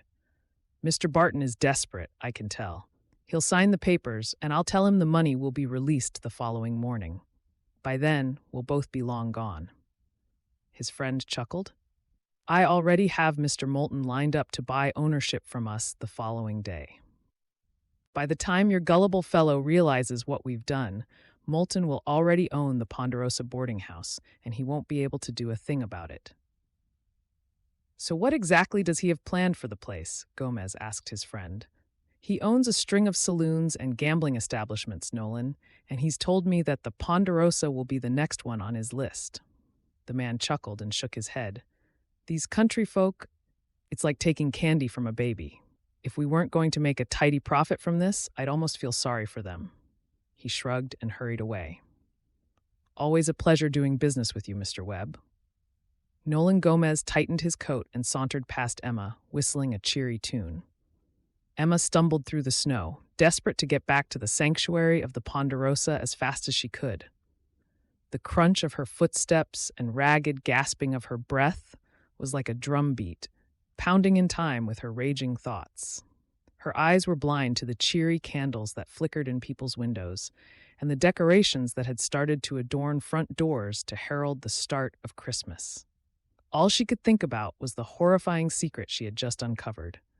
There was no investment to give Jared the new start he wanted, and Felicity would be made homeless overnight. But worse still, the heart and soul of the Ponderosa, a place of family values and good virtue, was about to be ripped out and turned into everything that the Bartons stood against. It would become a hotbed of gambling and drinking, a place of ill repute, a den of iniquity. The thought was unbearable, and she knew it would break Felicity's heart. Jared, where are you? I have to talk to you." Emma threw her bonnet and shawl on the kitchen table and raced to Jared's office. "What is it, Emma? You look like you've seen a ghost." Jared jumped up and steered her to his chair. "Is there something wrong with Celeste? I looked in on Ma a little while ago, and she seemed fine. Should I fetch the doctor?" She shook her head. "It's not Celeste. It's you. I mean, it's your plans." She huffed with frustration, realizing that she was making a poor job of trying to get her words out. "Slow down and tell me what you mean." Jared folded his arms and perched on the edge of his desk. Emma's cheeks were flushed, and her eyes glittered with urgency. He thought she had never looked so beautiful. "I was coming back from Mrs. Booth's, and I saw that man who was here yesterday." "Wait, what do you mean, Mrs. Booth's? Are you getting married?" Jared's expression hardened. "And how did you know I had a visitor yesterday? That was a private meeting. Were you eavesdropping?" Emma shook her head with frustration again. "You have to listen to me, Jared, instead of nitpicking over silly details like that." She took a deep breath to calm her racing thoughts. "I overheard your meeting with Mr. Gomez yesterday, where you as good as agreed to sell up to him. But he's not who he seems. You have to believe me. I just saw him speaking to a man called Dominic Webb outside the saloon. As soon as you sign the papers, they're going to sell the Ponderosa on to someone who wants to turn it into a new saloon and gambling establishment. Plus, they're going to defraud you out of your money, and Felicity will be thrown out." Her words came out in a rush, and she gave Jared a hard stare to make sure he understood the gravity of the situation. "That's not possible. You must have misunderstood." Jared chuckled and picked up his cup of coffee again. "I think you're just saying that because you don't want to lose the cozy little arrangement you have here for yourself and Celeste." He held up his hands, as he saw Emma's expression change from worry to anger. "You've worked hard for us, Emma, and I'm very grateful. But if I don't take this opportunity, I might never get another chance. Besides, Mr. Gomez seems very plausible. He's promised Ma can stay here if she wants to, and I was going to suggest to him that you would be the perfect choice to be the new manager." Emma jumped up and glared at Jared. "You have to believe me, Jared. I'm not saying this to stop you from leaving, even though it's the last thing I want. I'm telling you because it's the truth, and you and your mother stand to lose everything. Gomez is a liar and a cheat, working in league with another crook to deceive you and steal from you. I still think you're wrong. You've been trying to persuade me against going to New York ever since I first told you." Jared paced the small office. "I'm not wrong, Jared, you'll see. And yes, I am going to be married to Gerald Harbucket. Eleanor Booth has told me he'll give me all the security I need for Celeste to have a happy upbringing, which is a whole lot more than you've given us, selling up to a crook like Gomez." Emma blinked back the hot tears that filled her eyes and ran from the room. "Gerald Harbucket? Are you mad? He's more than double your age and the most miserly man in Blossom Creek." Jared's exclamation fell on deaf ears as the door to his office slammed shut in his face. "You can't marry him. You mustn't." He fell back into his chair, stunned into sudden silence. Chapter 13. The following morning, at precisely 11 o'clock, there was a knock at the door. Emma lifted Celeste onto her hip and went to see who it was. "We're early. You don't mind, do you?" Maud Gladwell threw her arms around Emma in an enthusiastic embrace while her sister brushed the snowflakes from both of their capes. "We wanted to make sure we got here in plenty of time to enjoy Christmas," Violet added with a smile.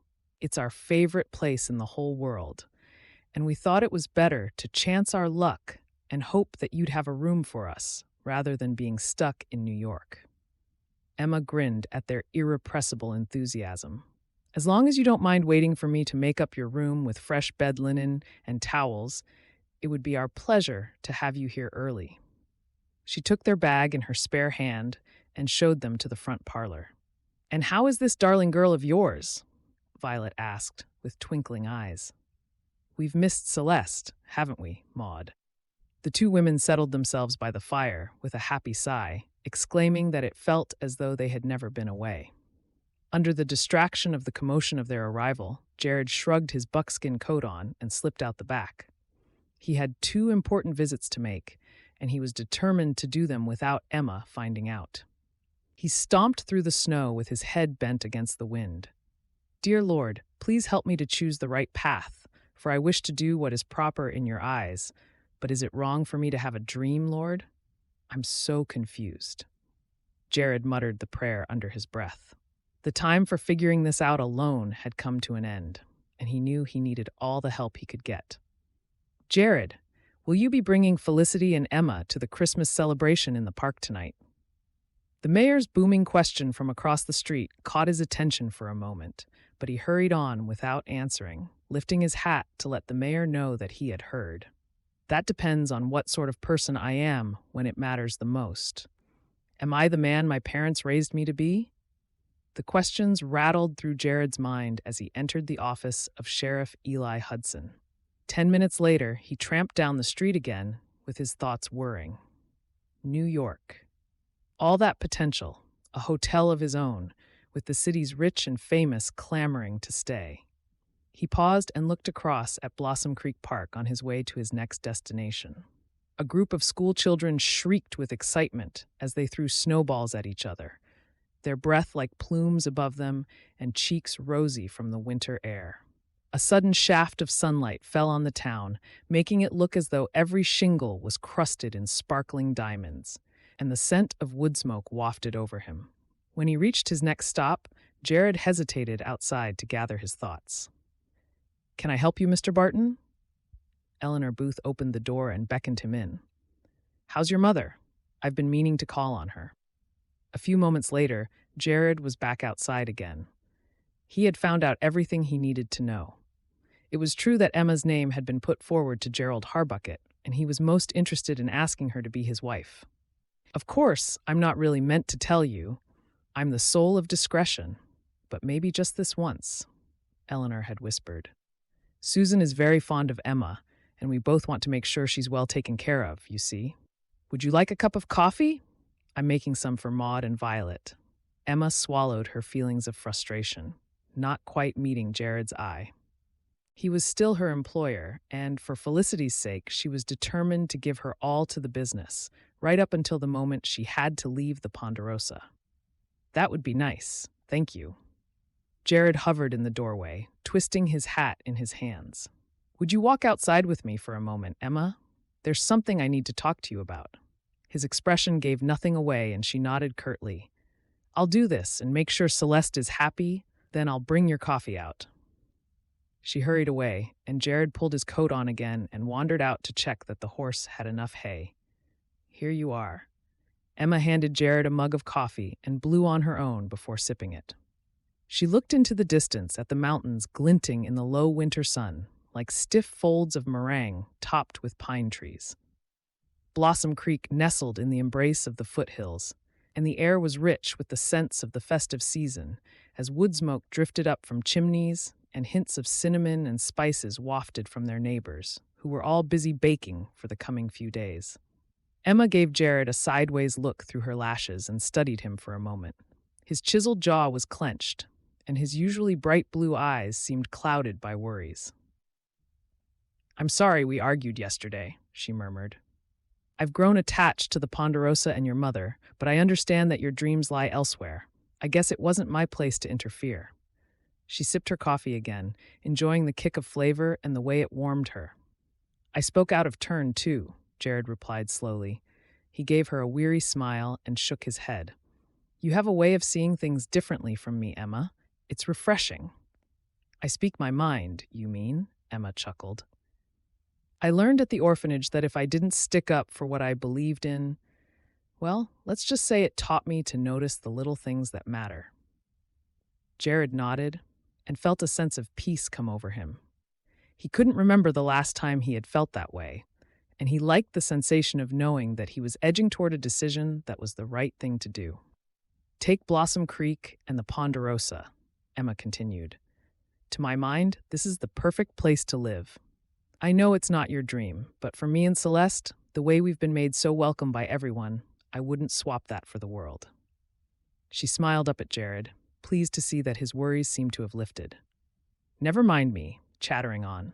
What was it you wanted to talk about? Jared drained the last of his coffee. It's nothing. I was wondering about what to do, but I've come to a decision. He held Emma's gaze for a beat, not elaborating. I spoke to Ma earlier, and she's decided her arthritis might not appreciate a cold night at the park tonight.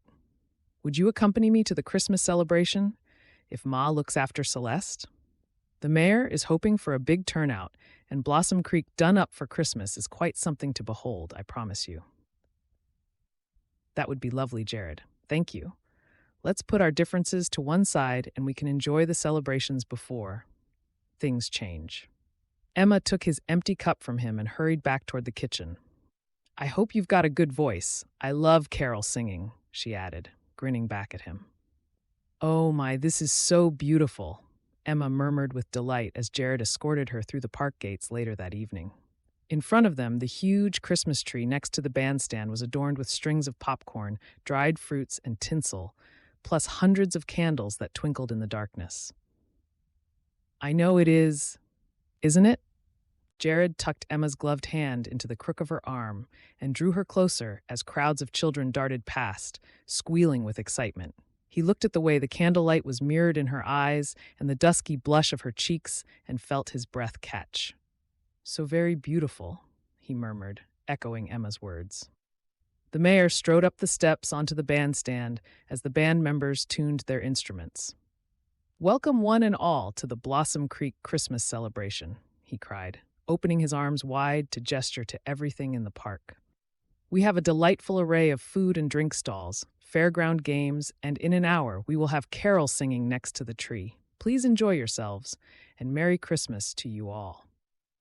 Jared and Emma strolled around all the stalls, tucking into roasted chestnuts, twists of candy corn, and warming eggnog as they chatted with all their neighbors and friends.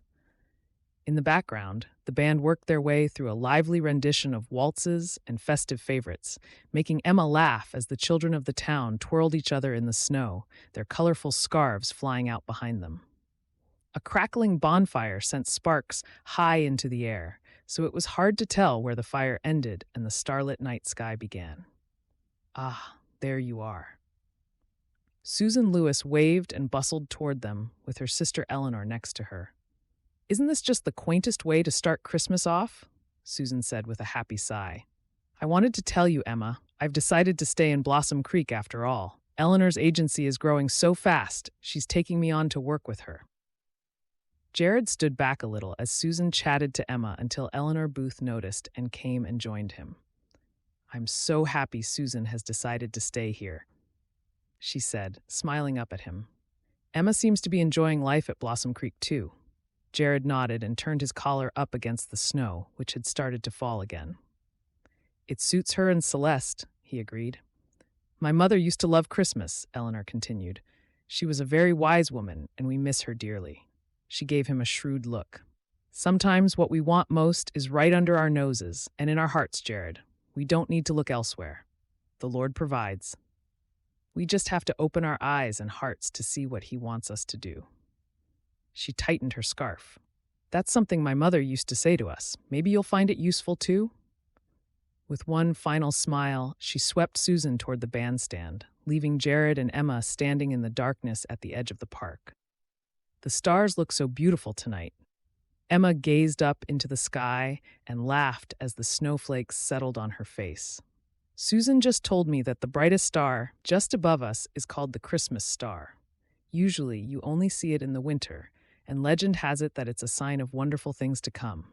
Whether it's true or not, isn't it just perfect?" "Emma, there's something I want to ask you." Jared reached out and brushed the snowflakes from Emma's hair, turning her to face him. "I know, you're going to tell me that you don't want to sing the carols, aren't you?" Emma sighed with mock disappointment. "I'll just have to sing them alone then." She felt her heart skip a beat as she saw the intensity of Jared's expression in the glow of the bonfire. "That's just it. I don't want you to be alone." Jared's voice cracked with emotion, and he bent his head closer. "I've been such a fool, Emma. I don't want to leave when everything I want is already here, standing right in front of me with snow on her eyelashes. Emma, I've loved you since the very first time I laid eyes on you. Will you marry me? And will you and Celeste stay with me and Ma at the Ponderosa forever?"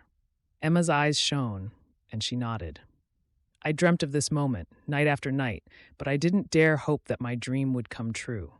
Yes, yes, I will marry you, my love." She leaned against Jared's broad chest, feeling their hearts beating in unison.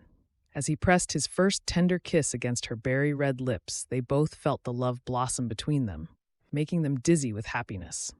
"I'll remember this night for the rest of my life," Emma whispered, gazing into the depths of his blue eyes. "The stars above us, the feeling of your arms holding me tight." She sighed happily and brushed another kiss on his lips. "You've made me the happiest man in Blossom Creek tonight," Jared murmured into her hair. "And I thank the Lord that I came to my senses before it was too late," he chuckled. "What about the Ponderosa, though? And Gomez's offer?" Emma drew back, feeling suddenly alarmed again. "Sheriff Hudson has run them out of town," Jared replied. "I went to see Eli and told him everything you'd overheard. Apparently, it's not the first time those two crooks have tried something like this, so Eli gave them a choice: leave Blossom Creek or face the law." "Oh, Jared, that's wonderful. Honestly, my blood ran cold when I heard how they were going to ruin everything you and Felicity have worked so hard for. I know that with a bit of faith and hard work, we can keep the Ponderosa going, and I promise I'll do everything I can to help." Emma leaned against Jared, feeling comforted by the strength of his arm around her shoulder. "I know you will. And it's thanks to realizing how I couldn't bear to lose you and Celeste that I've rediscovered my passion for making the Ponderosa work again, Emma. You've breathed new life into the place, and I'm excited for our future." Jared pulled Emma close again and kissed the tip of her nose. "Everything changed when you arrived, and I thank the Lord that He has blessed us with the gift of love and a darling daughter as well." "You're right." The air filled with the joyful sounds of voices as the first carol started, and Emma felt as though her heart would burst with happiness. My prayers have been answered, and I'm eternally grateful that the Lord brought us together, my darling. Epilogue. Blossom Creek, 1 year later. Merry Christmas! Jared stood up and raised his glass, looking at everyone who was gathered around the table. The room was cozy in the glow of the candles and lamplight, and he felt his heart swell with gratitude. Merry Christmas! Everyone chorused. Now, let's enjoy this wonderful feast that Emma has cooked for us. Maud, Violet, would you both like turkey? How about you, Susan and Eleanor? Felicity started serving the meat and passing it to their guests, giving Emma a smile of appreciation. This is quite the best Christmas ever, Maud said with a happy sigh as she helped herself to vegetables. You said that last year, Violet chuckled. Just after we heard about Jared and Emma's wedding announcement, if memory serves me right. I know, but this year is even more special, Maud replied. Emma raised her glass of spiced apple punch and took a sip. I think I agree with you, Maud. This time last year, Jared and I were still wondering how we would boost our guest numbers to keep the Ponderosa going. But thanks to your generous investment, we don't have to worry anymore, and we're both very grateful to you. The pleasure is all ours, my dear, Maud replied. When Papa passed away and left us our inheritance, Violet and I knew we wanted to do something worthwhile with the money. And we can't think of anything better than helping some of our favorite businesses in Blossom Creek, our new home. Praise the Lord for kind people like you, Felicity said, shaking out a lace handkerchief as her eyes misted over with emotion. Your generosity has allowed us to welcome more people than ever to our wonderful town and show them that sometimes the traditional values are the best. And you'll be busier than ever next year, Violet added, pouring gravy over her food. All our friends in New York are so intrigued by our tidbits of Blossom Creek news in our letters that they're clamoring to come and take a vacation here, to enjoy the clean country air and wholesome lifestyle. Some of your lady friends might even find their way to the Happy Hearts Matrimonial Agency, too, Susan added with a chuckle. I don't doubt that for one moment, Jared agreed. You're very persuasive when it comes to matters of the heart, Eleanor. He caught Emma's eye and grinned at her. It was thanks to your words of wisdom in the park that night that I plucked up my courage to ask Emma to be my wife. And what a happy day that was, Emma said, with a soft smile at her husband. Luckily, you could see what Jared and I were perhaps being a bit too stubborn to notice. Felicity scooped up some mashed potatoes onto a small spoon and popped it into Celeste's mouth. We all knew you'd make the perfect couple, and believe me, I prayed many a night that you two would reach the same conclusion. Celeste waved her hands in the air and gave Jared a dimpled smile. Papa, Mama. She sucked on her fingers and kicked her chubby legs with excitement. Let me wipe those sticky fingers, Jared said, scooping Celeste into his arms and heading for the kitchen. I'll come with you to check the plum pudding, Emma said, hurrying after him. I wanted to get you alone for a moment, Jared replied. He pulled Emma closer and brushed a kiss on her mouth. Let's go outside and get some air. The others won't notice. Emma slipped a shawl over her shoulders and took Celeste into her arms, snuggling her tightly as she followed Jared onto their back porch. Outside, darkness had fallen, and the snow crunched under their feet. Look at the stars, Jared said, turning his face toward the inky sky. Emma followed his gaze and gasped with awe at the sight of the millions of stars that lit up the firmament.